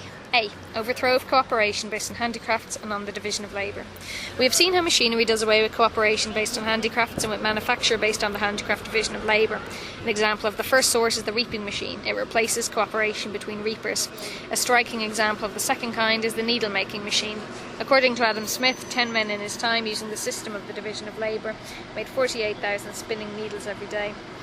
A single needle-making machine, however, makes 145,000 needles in a working day of 11 hours. One woman or one girl superintends 4 such machines and so produces nearly 600,000 needles in a day and over 3 million in a week. A single machine, when it takes the place of cooperation or of manufacture, may itself serve as the basis of an industry of a handicraft character. But this reproduction of the handicraft system on the basis of machinery only forms the transition to the factory system, which as a rule makes its appearance as soon as human muscles are replaced for the purposes of driving the machines by a mechanical motive power such as steam or water. Here and there, but in any case only for a time, an industry may be carried on a small scale by means of mechanical power. This is effected by hiring steam power, as is done in some of the Birmingham trades, or by the use of small caloric engines, as in some branches of weaving. In the Coventry urban industry, the experiment of cottage factories was a quite natural and spontaneous development. In the centre of a square surrounded by rows of cottages, an engine house was built and the engine was connected by shafts with the looms in the cottages. In all cases the power was hired out at so much per loom. The rent was payable weekly, whether the looms were working or not. Each cottage held from 2 to 6 looms, some belonging to the weaver, some were bought on credit, some were hired. The struggle between these cottage factories and the factory proper lasted over 12 years. It ended with the complete ruin of the 300 cottage factories. Wherever the nature of the process has not necessitated production on a large scale, the new industries that have sprung up in the last few decades, such as envelope making, steel pen making, etc., have as a general rule first passed through the handicraft stage, then the manufacturing stage.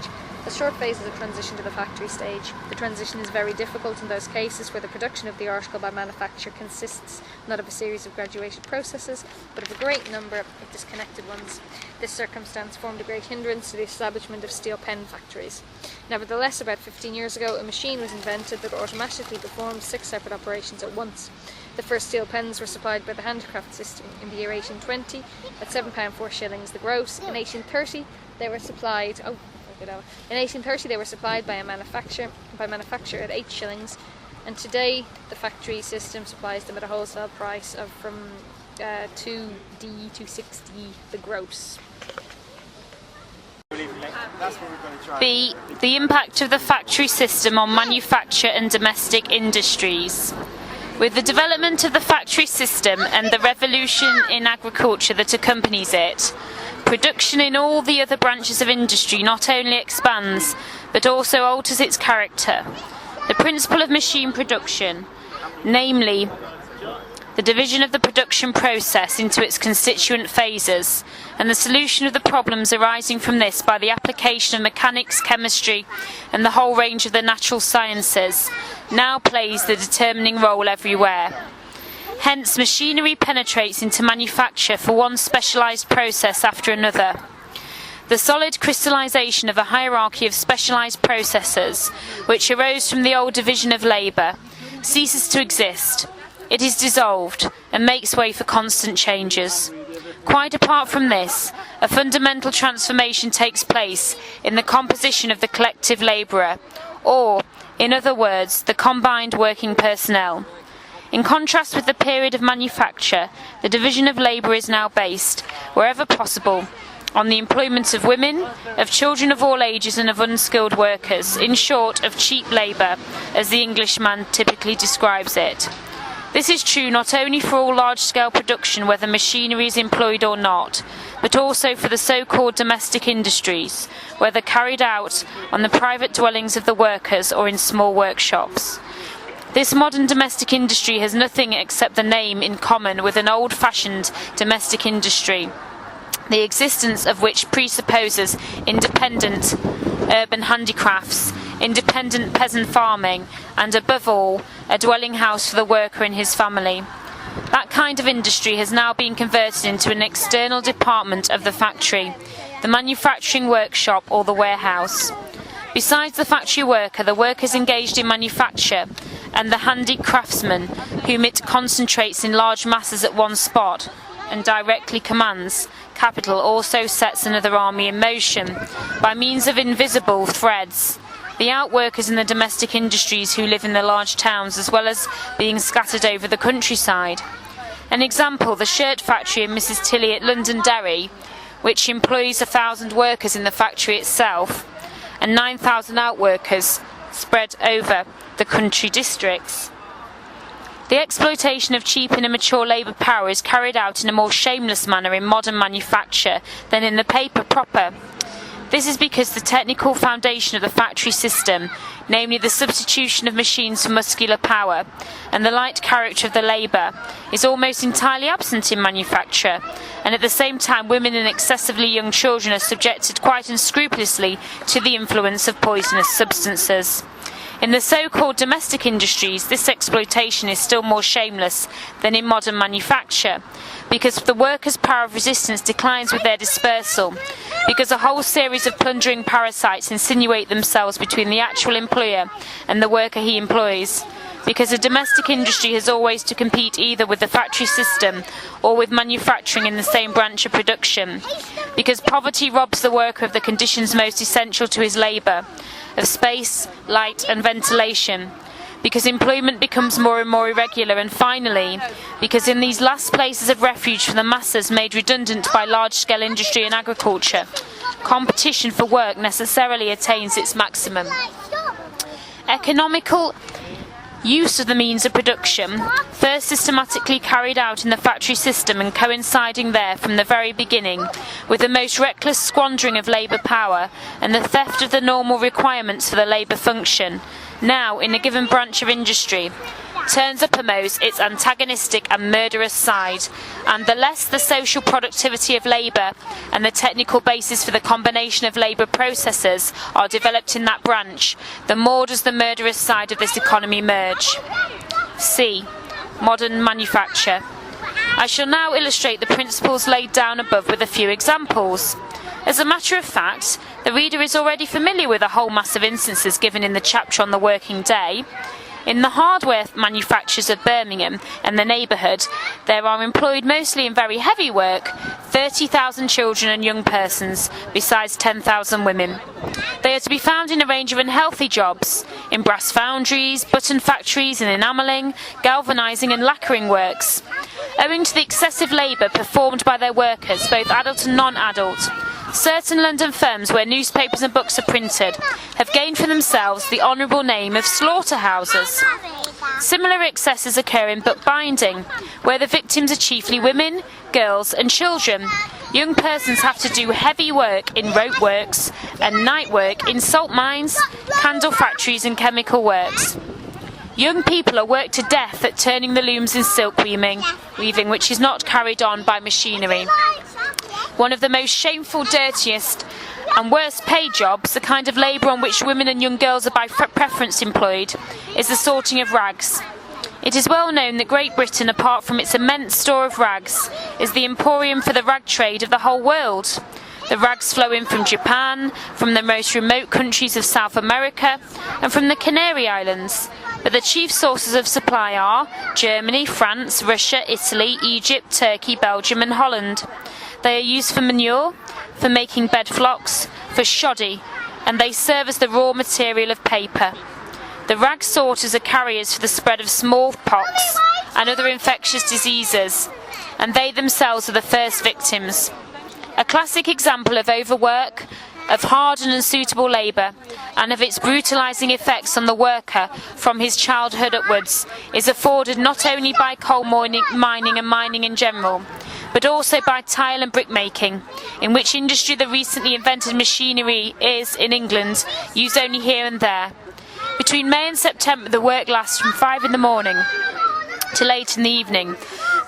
Where the drying is done in the open air, it often lasts from 4 in the morning till 9 in the evening. Work from 5 in the morning till 7 in the evening is considered reduced and moderate. Boys and girls of 6 and even 4 years of age are employed. They work for the same number of hours as the adults, often longer.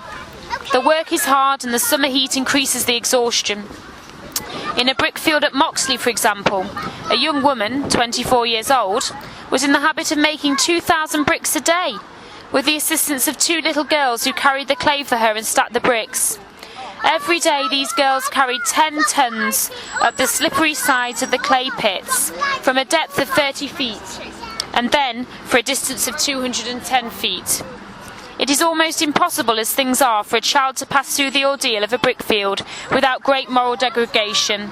The low language which they are accustomed to hear from their tenderest years, the filthy, indecent and shameless habits amidst which unknowing and half wild they grow up, make them in life lawless, abandoned, dissolute. A frightful source of demoralisation is the mode of living. Each moulder, who is always a skilled labourer, and the chief of a group, supplies his 7 subordinates with board and lodging in his cottage. Whether members of his family or not, the men, boys and girls all sleep in the cottage, which generally contains 2, exceptionally 3 rooms, all on the ground floor and badly ventilated. These people are so exhausted after the day's hard work that neither the rules of health or cleanliness nor of decency are in the least observed. Many of these cottages are models of untidiness, dirt and dust. The greatest evil of the system that employs young girls on this sort of work consists in this, that as a rule it changes them fast from childhood for the whole of their afterlife to the most abandoned ravel. They become rough, foul-mouthed boys before nature has taught them that they are women. Clothed in a few dirty rags, their legs naked far above their knees, hair and face besmeared with dirt, they learn to treat all feelings of decency and shame with contempt. During meal times they lie at full length in the fields or watch the boys bathing in a neighbouring canal. Their heavy day's work at length completed, they put on better clothes and accompany the men to the public houses. That excessive drunkenness is prevalent from childhood upwards among the whole of this class is only natural. The worst is that the brickmakers despair of themselves. You might as well, said one of the better kind to a chaplain of the Southall Fields, try and raise and improve the devil as a brickie, sir. There is a rich collection of official material to be found in the 4th and 6th Public Health Reports, 1862 and 1864, on the way in which capital economises on the requirements for labour in modern manufacture, in which I include all workshops on a large scale except factories proper. The descriptions of the workshops, more especially those of the London printers and tailors, surpass the most loathsome fantasies of the novelists. The effect on the health of the workers is self-evident. Dr. Simon, the Chief Medical Officer of the Privy Council and the official editor of the Public Health Reports, says, among other things, "In my 4th report, 1861, published 1862, I showed how it is practically impossible for the work people to insist upon that which is their first sanitary right, v. The right that, no matter what the work for which their employer brings them together, the labour, so far as it depends upon him, should be freed from all avoidably unwholesome conditions. I pointed out that while the work people are practically incapable of doing themselves this sanitary justice, they are enabled to obtain any effective support from the paid administrations of the sanitary policy. The life of myriads of workmen and workwomen is now uselessly tortured and shortened by the never-ending physical suffering that their mere occupation begets. In illustration of the way in which the workrooms influence the state of health, Dr. Simon gives the following table of mortality. First column, number of persons of all ages employed in the respective industries, 958,265, of which 22,301 are men, 12,379 are women, 13,803. Second column, industries compared as regards health, agriculture in England and Wales, London tailors and London printers. Third column, the death rate per 100,000 men in the respective industries between the stated ages.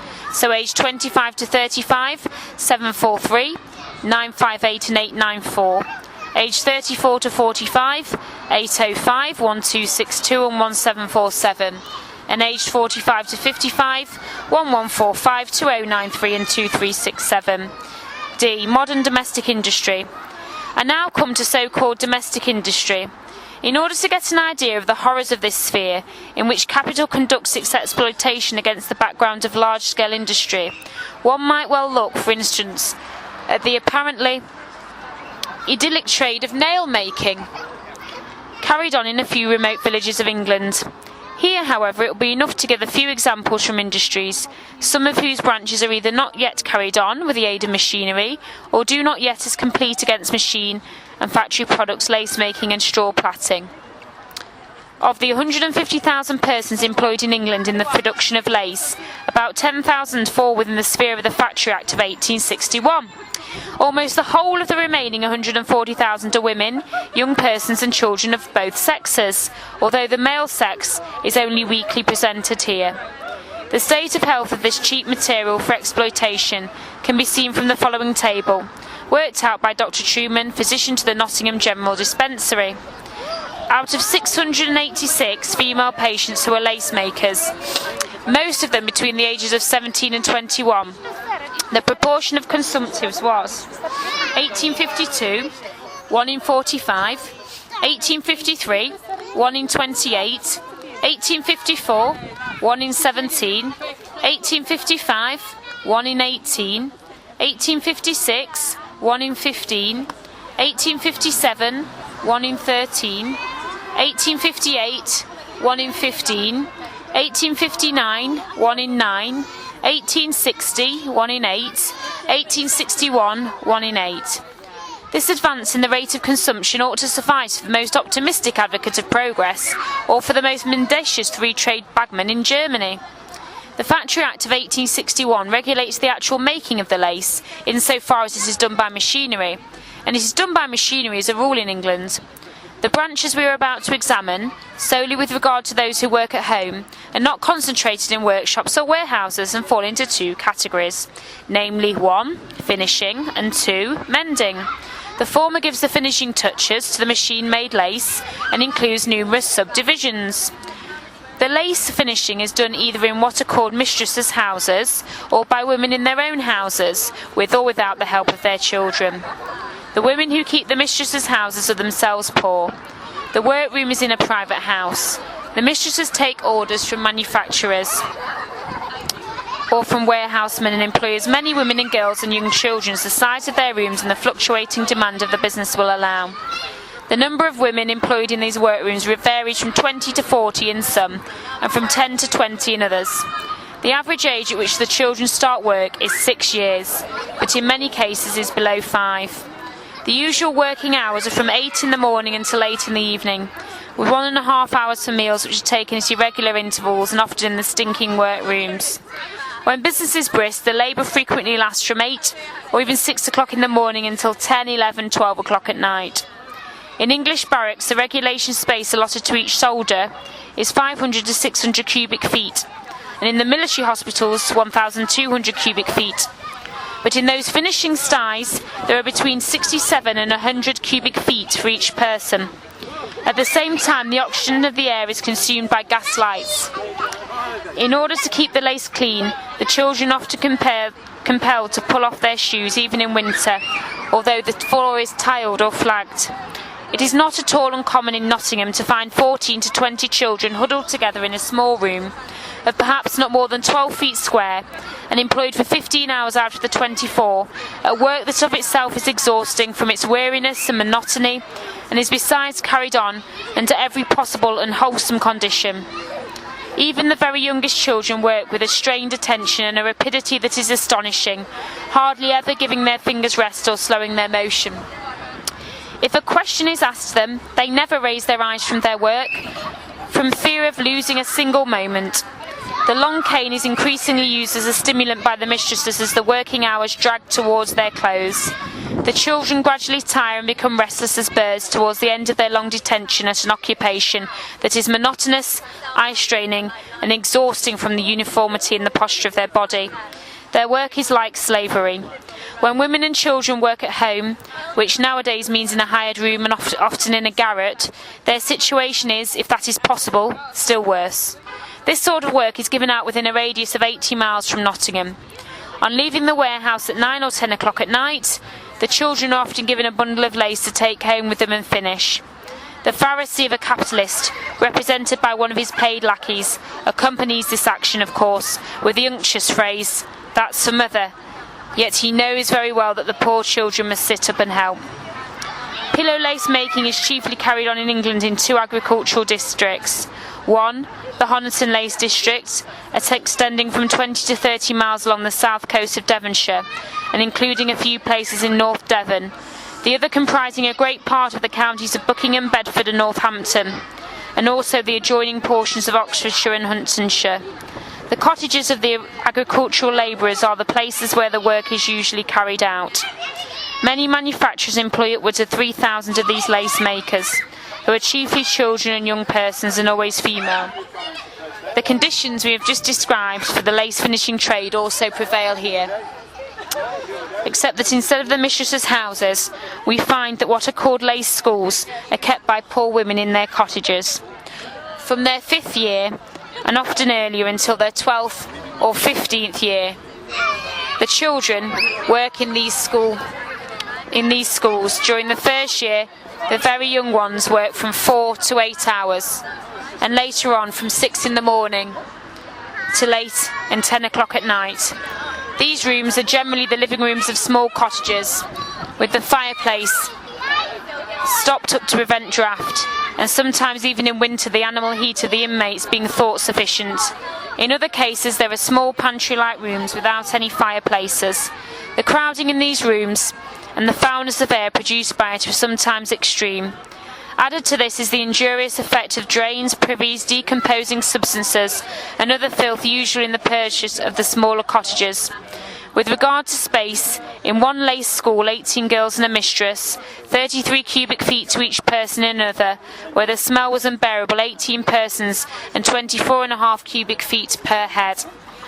In this industry are to be found employed children of 2 and 2.5 years. Where lace making ends in the counties of Buckingham and Bedford, straw plaiting begins and extends over a large part of Hertfordshire and the westerly and northerly parts of Essex.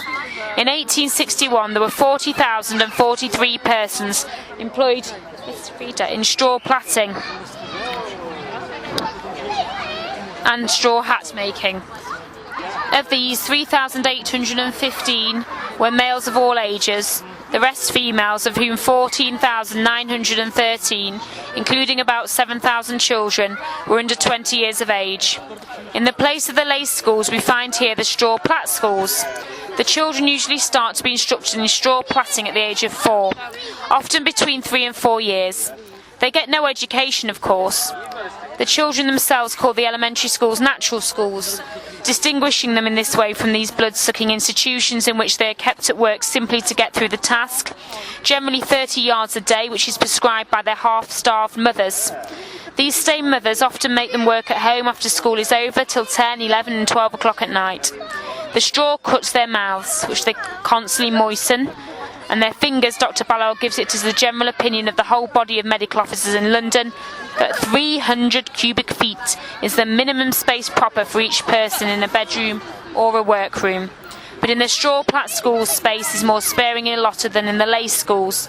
12.5, 17, 18.5 and below 22 cubic feet for each person.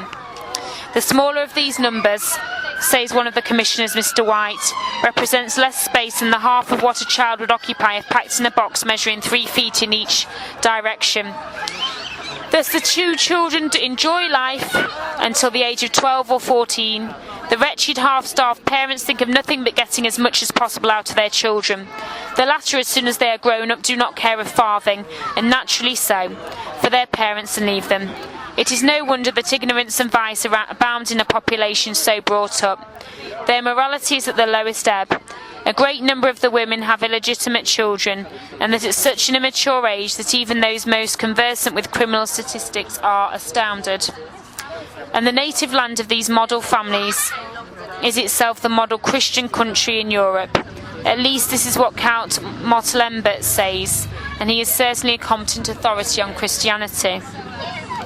Wages in the above industries, miserable as they are, the maximum wages of a child in the straw plat schools rising in rare cases to 3 shillings, are reduced far below their nominal amount by the prevalence of the truck system everywhere, but especially in the lace districts.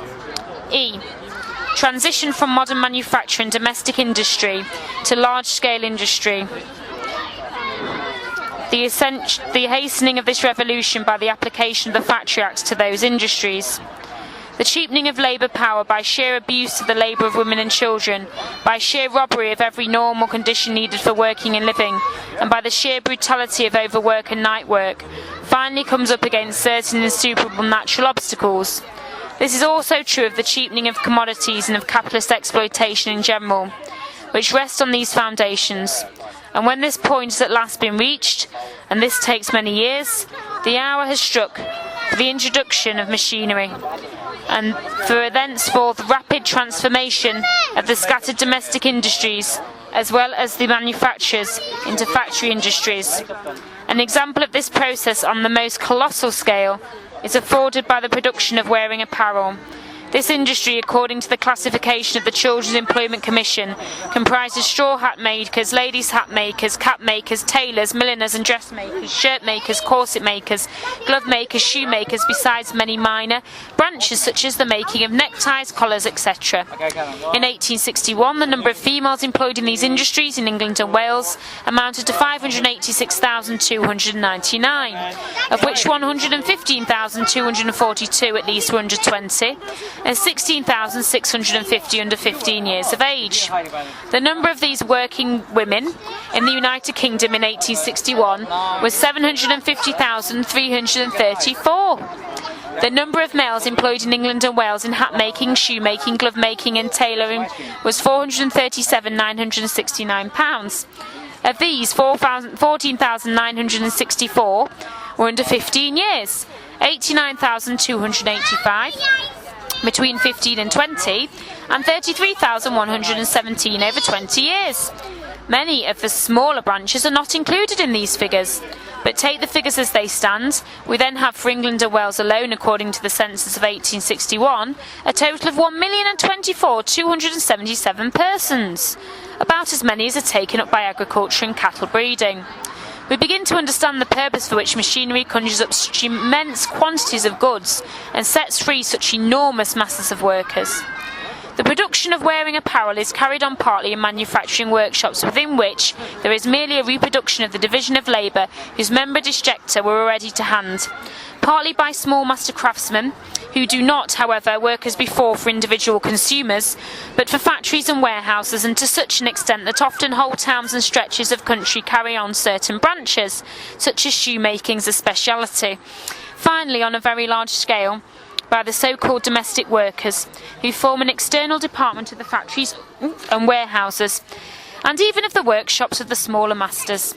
The raw material for this labour, either in its raw shape or already semi-fabricated, is supplied by large-scale industry, and the mass of cheap human material, talaba merci à record consists of the individuals set free by large-scale industry and agriculture.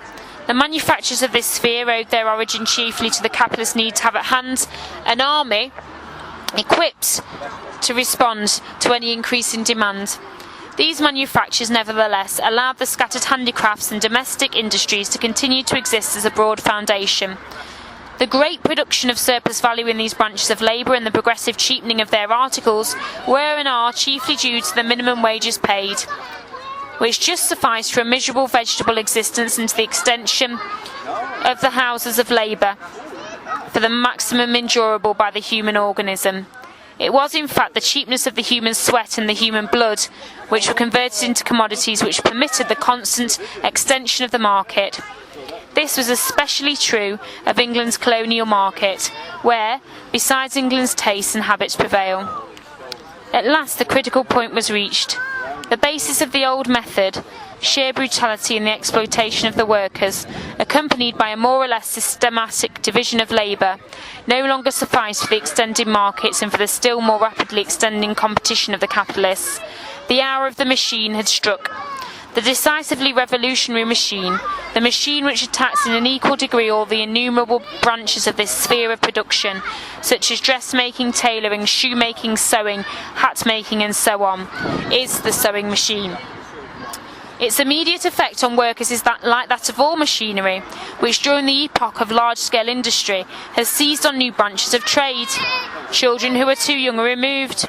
The wage of those who work with machine rises compared with that of the domestic workers, many of whom belong among the poorest of the poor. The wage of the better situated handicraftsmen sinks, however, since the machine is in competition with them. The new machine minders are exclusively girls and young women. With the help of mechanical force, they destroy the monopoly that male labour had of the heavier work, and they drive off from that lighter work numbers of old women and very young children. The overpowering competition crushes the weakest manual workers. The fearful increase in death from starvation during the last 10 years in London runs parallel with the extension of machine sewing. The new female workers turn the machines by hand and foot, or by hand alone, sometimes sitting, sometimes standing, according to the weight, size and special make of the machine, and expend a great deal of labour power. Their occupation is unwholesome according to the long hours, although in most cases these are not so long as under the old system. Wherever the sewing machine is located in narrow and already overcrowded workrooms, it adds to the unwholesome influences. The effect, says Mr. Lord, of entering a low-pitched room where 30 to 40 machinists are working under such conditions is almost overpowering. The heat, partly owing to gas stoves for heating irons, was dreadful. Even when moderate hours of work, i.e. from 8 in the morning till 6 in the evening, prevail in such places, yet 3 or 4 persons fall into a swoon regularly every day. The revolution in the social mode of production, which is the necessary product of the revolution in the means of production, is accomplished through a variegated medley of transitional forms. These forms vary according to the extent to which the sewing machine has become prevalent in one branch of industry or the other, the time during which it has been in operation, the previous condition of the workers, the degree to which manufacture, handicrafts or domestic industry preponderates, the level of rent of the workrooms and so on. In dressmaking, for instance, where the labour for the most part was already organised, chiefly by simple cooperation, the sewing machine at first formed nothing but a fresh element in the already existing system of manufacture. In tailoring, shirt-making, shoemaking, etc., all the forms are intermingled. Here we see the factory system proper. We see middlemen receiving the raw material from the capitalist en chef and setting to work at sewing machines in chambers and garrets, groups of from 10 to 50 or more female workers. Finally, as is always the case with machinery, when not organised into a system, and when it can also be used on a very small scale, handicraftsmen and domestic workers, along with their families, or with little extra labour from outside, make use of their own sewing machines. The system actually prevalent in England is this. The capitalist concentrates a large number of machines on his premises and then distributes the product of those machines amongst the domestic workers to work it up into its finished form. The variety of those transitional forms does not, however, conceal the tendency operating to transform them into the factory system proper. This tendency is nurtured by the very nature of the sewing machine, the manifold uses of which tend to compel the concentration under one roof and one management of previously separated branches of a trade. It is also favoured by the circumstance that preparatory needlework and certain other operations are most conveniently done on the premises where the machine is at work, as well as by the inevitable expropriation of the hand sewers and the domestic workers who work with their own machines. This fate has already in part overtaken them. The constantly increasing amount of capital invested in sewing machines spurs on the production of machine-made articles and gluts the market with them, thereby signalling to the domestic workers that they must sell their machines. The overproduction of sewing machines themselves causes their producers, who need to sell at all costs, to let them out for so much a week, thus crushing the small sewing machine owners by their deadly competition.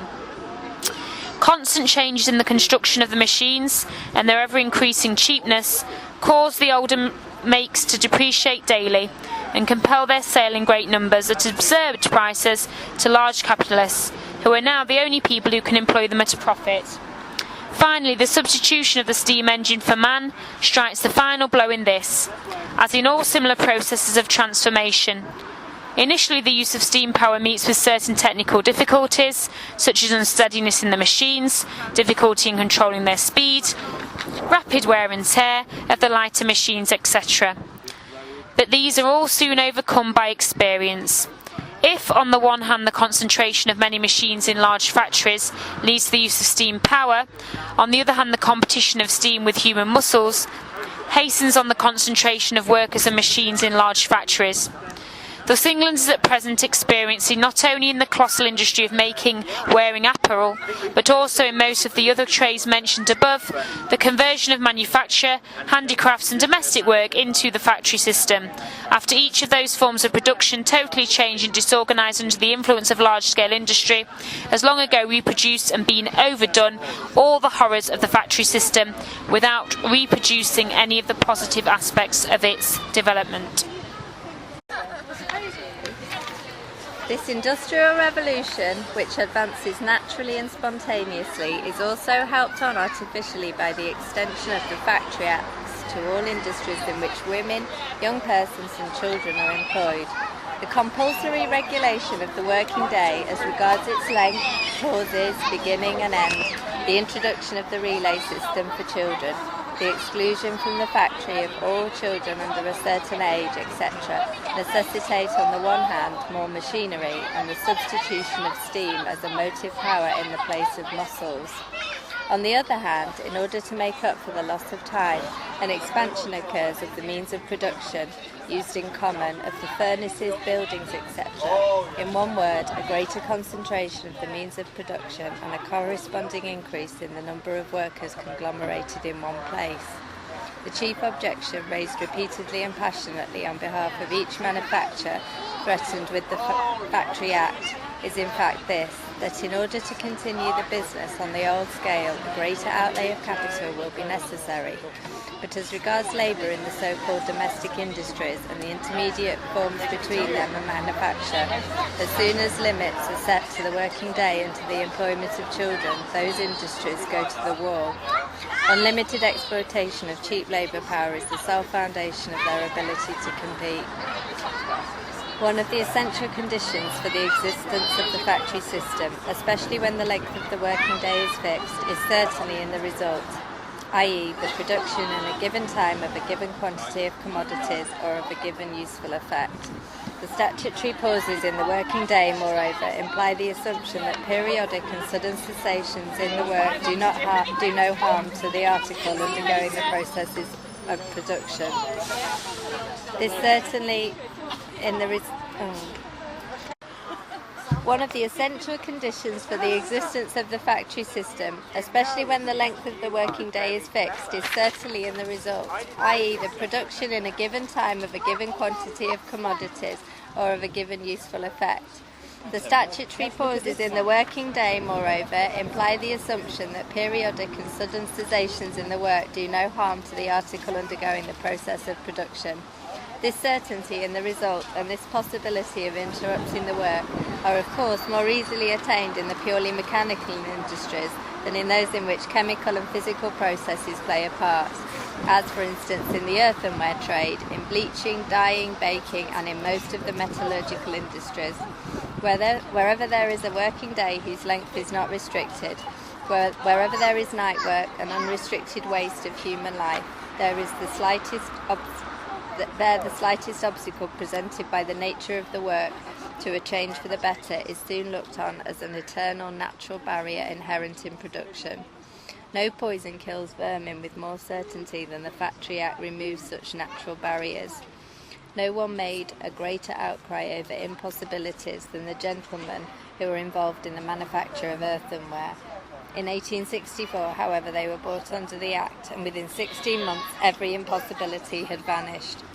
The improved method called forth by the Act of making slip by pressure instead of by evaporation, the newly constructed stoves for drying the ware in its green state, etc., are each events of great importance in the pottery art, and mark an advance which the preceding century could not rival.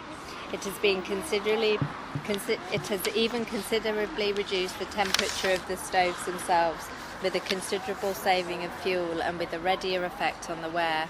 In spite of every prophecy, the price of earthenware did not rise, but the quantity produced did, and to such an extent the export for the 12 months ending December 1865 exceeded in value by 138,628, the average of the preceding 3 years. In the manufacture of matches, it was thought to be an indispensable requirement that boys, even while bolting their dinner, should go on dipping the matches in melted phosphorus, whose poisonous vapour rose into their faces. The Factory Act 1864 made the saving of time a necessity, and so forced into existence a dipping machine, whose vapour could not come into contact with the workers. Similarly, at the present time, in those branches of lace manufacture not yet subject to the Factory Act, it is maintained that meal times cannot be regular owing to the different periods required by the various kinds of lace for drying, periods which vary from 3 minutes to up to an hour and more. To this the Children's Employment Commissioners answer. The circumstances of this case are precisely analogous to that of the paper stainers dealt with in our first report. Some of the principal manufacturers in the trade urge that, in consequence of the nature of the materials used and their various processes, they would be unable, without serious loss, to stop for meal times at any given moment. But it was seen from the evidence that, by due care and previous arrangement, the apprehended difficulty could be got over, and accordingly by Clause 6 of Section 6 of the Factories Acts Extension Act, as during this session of Parliament, an interval of 18 months is given to them from the passing of the Act before they are required to conform to the meal hours specified by the Factory Acts. The Act had hardly received the sanction of Parliament when the manufacturers also discovered this. The inconveniences we expected to arise from the introduction of the Factory Acts into our branch of manufacture, I am happy to say, have not arisen. We do not find the production at all interfered with. In short, we produce more in the same time. It is evident that the British Parliament, which no one will reproach with being excessively endowed with genius, has been led by experience to the conclusion that a simple compulsory law is sufficient to enact away the so-called impediments opposed by the nature of the process to the restriction and regulation of the working day. Hence, on the introduction of the Factory Act into a given industry, a period varying from 6 to 18 months is fixed within which it is incumbent on the manufacturers to remove all technical impediments to the working of the Act. Mirabeau's "Impossible, ne me dis jamais ce bête de mot" is particularly applicable to modern technology, but through the Factory Acts, thus artificially ripen the material elements necessary for the conversion of the manufacturing system into the factory system, yet at the same time, because they make it necessary to lay out a greater amount of capital, they hasten the decline of the small masters and the concentration of capital. Apart from the purely technical impediments which can be removed by technical means, the irregular habits of the workers themselves obstruct the regulation of the hours of labour, This is especially the case where piece wages predominate and where loss of time in one part of the day or week can be made good by subsequent overtime or by night work, a process which brutalises the adult worker and ruins his wife and children. Although this absence of regularity in the expenditure of labour power is a natural and crudely spontaneous reaction against the tedium of monotonous drudgery, it also originates, and to a much greater degree from the anarchy in production itself, an anarchy that in turn presupposes unbridled exploitation of labour power by the capitalist. Alongside the general and periodic changes in the industrial cycle and the special fluctuations in the markets to which each industry is subject, we may also reckon what is called the season, dependent either on the periodicity of favourable seasons of the year for navigation or on fashion and the sudden placing of large orders that have to be executed in the shortest possible time. The habit of giving such orders becomes more frequent with the extension of railways and telegraphs. The extension of the railway system throughout the country has tended very much to encourage giving short notice. Purchases now come up from Glasgow, Manchester and Edinburgh once every fortnight or so to the wholesale city warehouses which we supply, and give small orders requiring immediate execution instead of buying from stock as they used to do. Years ago we were always able to work in the slack time so as to meet the demand of the next season, but now no one can say beforehand what will be in demand then. In factories and places of manufacture which are not yet subject to the Factory Acts, the most fearful overwork prevails periodically during what is called the season as a result of sudden orders.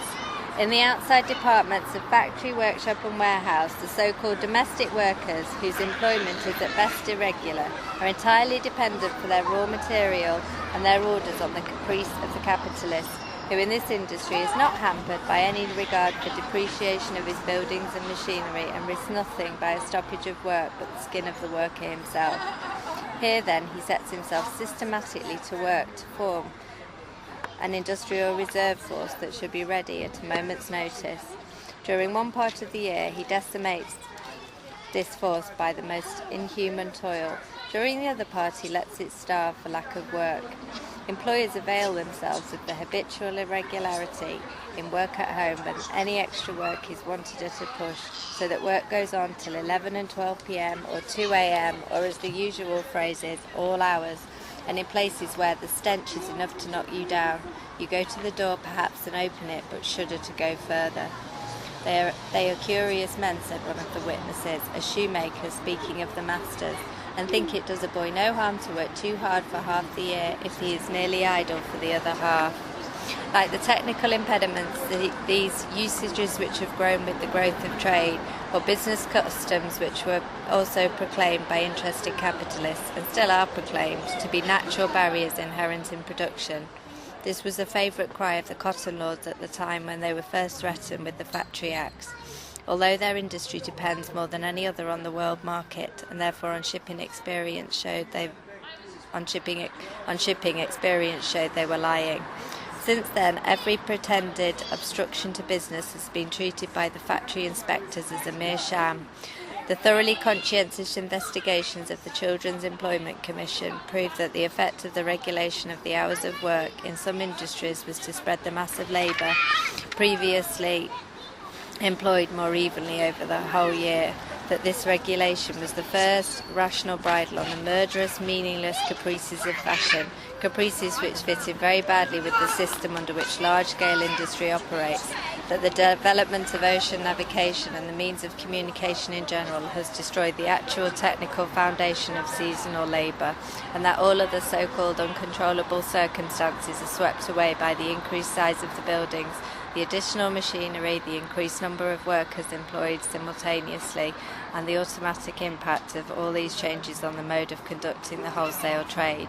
But for all that, capital never becomes reconciled to such changes, and this is admitted over and over again by its own representatives, except under the pressure of a general Act of Parliament for the compulsory regulation of the hours of labour. The health and education clauses of the Factory Acts, the general extension of factory legislation in England. Factory legislation, that first conscious and methodical reaction of society against the spontaneously developed form of its production process is, as we have seen, just as much the necessary product of large-scale industry as cotton yarn, self-actors and electric telegraph. Before we go on to consider the extension of the legislation in England, we shall briefly notice certain clauses contained in the Factory Acts which do not relate to the hours of work. Quite apart from their wording, which makes it easy for the capitalists to evade them, the clauses relating to health are extremely meagre and in fact limited to provisions for whitewashing the walls, for ensuring cleanliness and some other matters, for ventilation and protection against dangerous machinery. We shall return again in Volume 3 to the fanatical opposition of the manufacturers to those clauses which imposed on them a slight expenditure on appliances for protecting the arms and legs of their hands. Here is yet another dazzling vindication of the free trade dogma that in a society of mutually antagonistic interests, each individual furthers the common welfare by seeking his own personal advantage. One example will suffice. It is a well-known fact that during the last 20 years the flax industry has expanded considerably, and that with that expansion the number of scutching mills in Ireland has increased. In 1864 there were in that country 1,800 of these mills. Regularly in autumn and winter, women and young persons, the wives, sons and daughters of the neighbouring small farmers, a class of people entirely unaccustomed to machinery, are taken from field labour to feed the rollers of the scutching mills with flax. The accidents, both as regards numbers and kind, are wholly unparalleled in the history of machinery. In one scutching mill at Kildinan near Cork, there occurred between 1852 and 1856 6 fatal accidents and 60 mutilations. Each one of these might have been prevented by the simplest appliances costing a few shillings. Dr. W. White, the certifying surgeon for factories at Downpatrick, states in his official report dated 15th of December 1865, the serious accidents at the scutching mills are of the most fearful nature. In many cases, a quarter of the body is torn from the trunk and either involves death or a future of wretched incapacity and suffering. The increase of mills in the country will of course extend these dreadful results, and it will be a great boon if they are brought under the legislature. I am convinced that by proper supervision of scutching mills a vast sacrifice of life and limb would be averted. What would be more characteristic of the capitalist mode of production than the fact that it is necessary by Act of Parliament to force upon the capitalist the simplest appliances for maintaining cleanliness and health? In the potteries of the Factory Act of 1864, has whitewashed and cleansed upwards of 200 workshops after a period of abstinence from any such cleaning, in many cases of 20 years, and in some entirely. This is the abstinence of the capitalist, in which were employed 27,800 artisans, hitherto breathing through protracted days and often nights of labour, a mephitic atmosphere, and which rendered an otherwise comparatively innocuous occupation pregnant with disease and death. The Act has improved the ventilation very much. At the same time, this part of the Act strikingly demonstrates that the capitalist mode of production, by its very nature, excludes all rational improvement beyond a certain point. It has been repeatedly noticed that the English doctors are unanimous in declaring that where the work is continuous, 500 cubic feet is the very smallest space that should be allowed for each person. Now, just as the Factory Acts, owing to their compulsory provisions, indirectly hasten the conversion of small workshops into factories, thus indirectly attacking the proprietary rights of the smaller capitalists and assuring a monopoly to the big ones, so too in the same way thousands of small employers would be expropriated directly at a single stroke if it were made obligatory to provide the proper space for each worker in each workshop.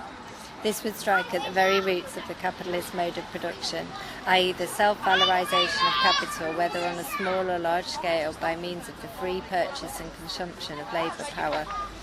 Factory legislation is therefore brought to a dead halt before these 500 cubic feet of breathing space. The health officers, the industrial inquiry commissioners, the factory inspectors all repeat over and over again that it is both necessary for the workers to have these 500 cubic feet and impossible to impose this rule on capital. They are in reality declaring that consumption and the other pulmonary diseases of the workers are conditions necessary to the existence of capital. Paltry as the education clauses of the Act appear on the whole, they do proclaim that elementary education is a compulsory precondition for the employment of children. The success of these clauses proved for the first time the possibility of combining education and gymnastics with manual labour, and consequently of combining manual labour with education and gymnastics. The factory inspectors soon found out by questioning the schoolmasters that the factory children, although they received only one half the education of the regular day students, yet learned quite as much and often more. This can be accounted for by the simple fact that with only being at school for one half of the day, they are always fresh and nearly always ready and willing to receive instruction. The system on which they work, half manual labour and half school, renders each employment a rest and a relief to the other. Consequently, both are far more congenial to the child than would be the case were he kept constantly at one. It is not quite clear that a boy who has been at school all the morning cannot, in hot weather particularly, cope with one who comes fresh and bright from his work. Further evidence of this will be found in Senior's speech at the Social Science Congress at Edinburgh in 1863. He shows there, amongst other things, how the monotonous, unproductive and long school day undergone by the children of the upper and middle classes uselessly adds to the labour of the teacher, while he is not only fruitlessly but absolutely injuriously wastes the time, health and energy of the children. As Robert Owen has shown us in detail, the germ of the education of the future is present in the factory system. This education will, in the case of every child over a given age, combine productive labour with instruction and gymnastics, not only as one of the methods of adding to the efficiency of production, but as the only method of producing fully developed human beings.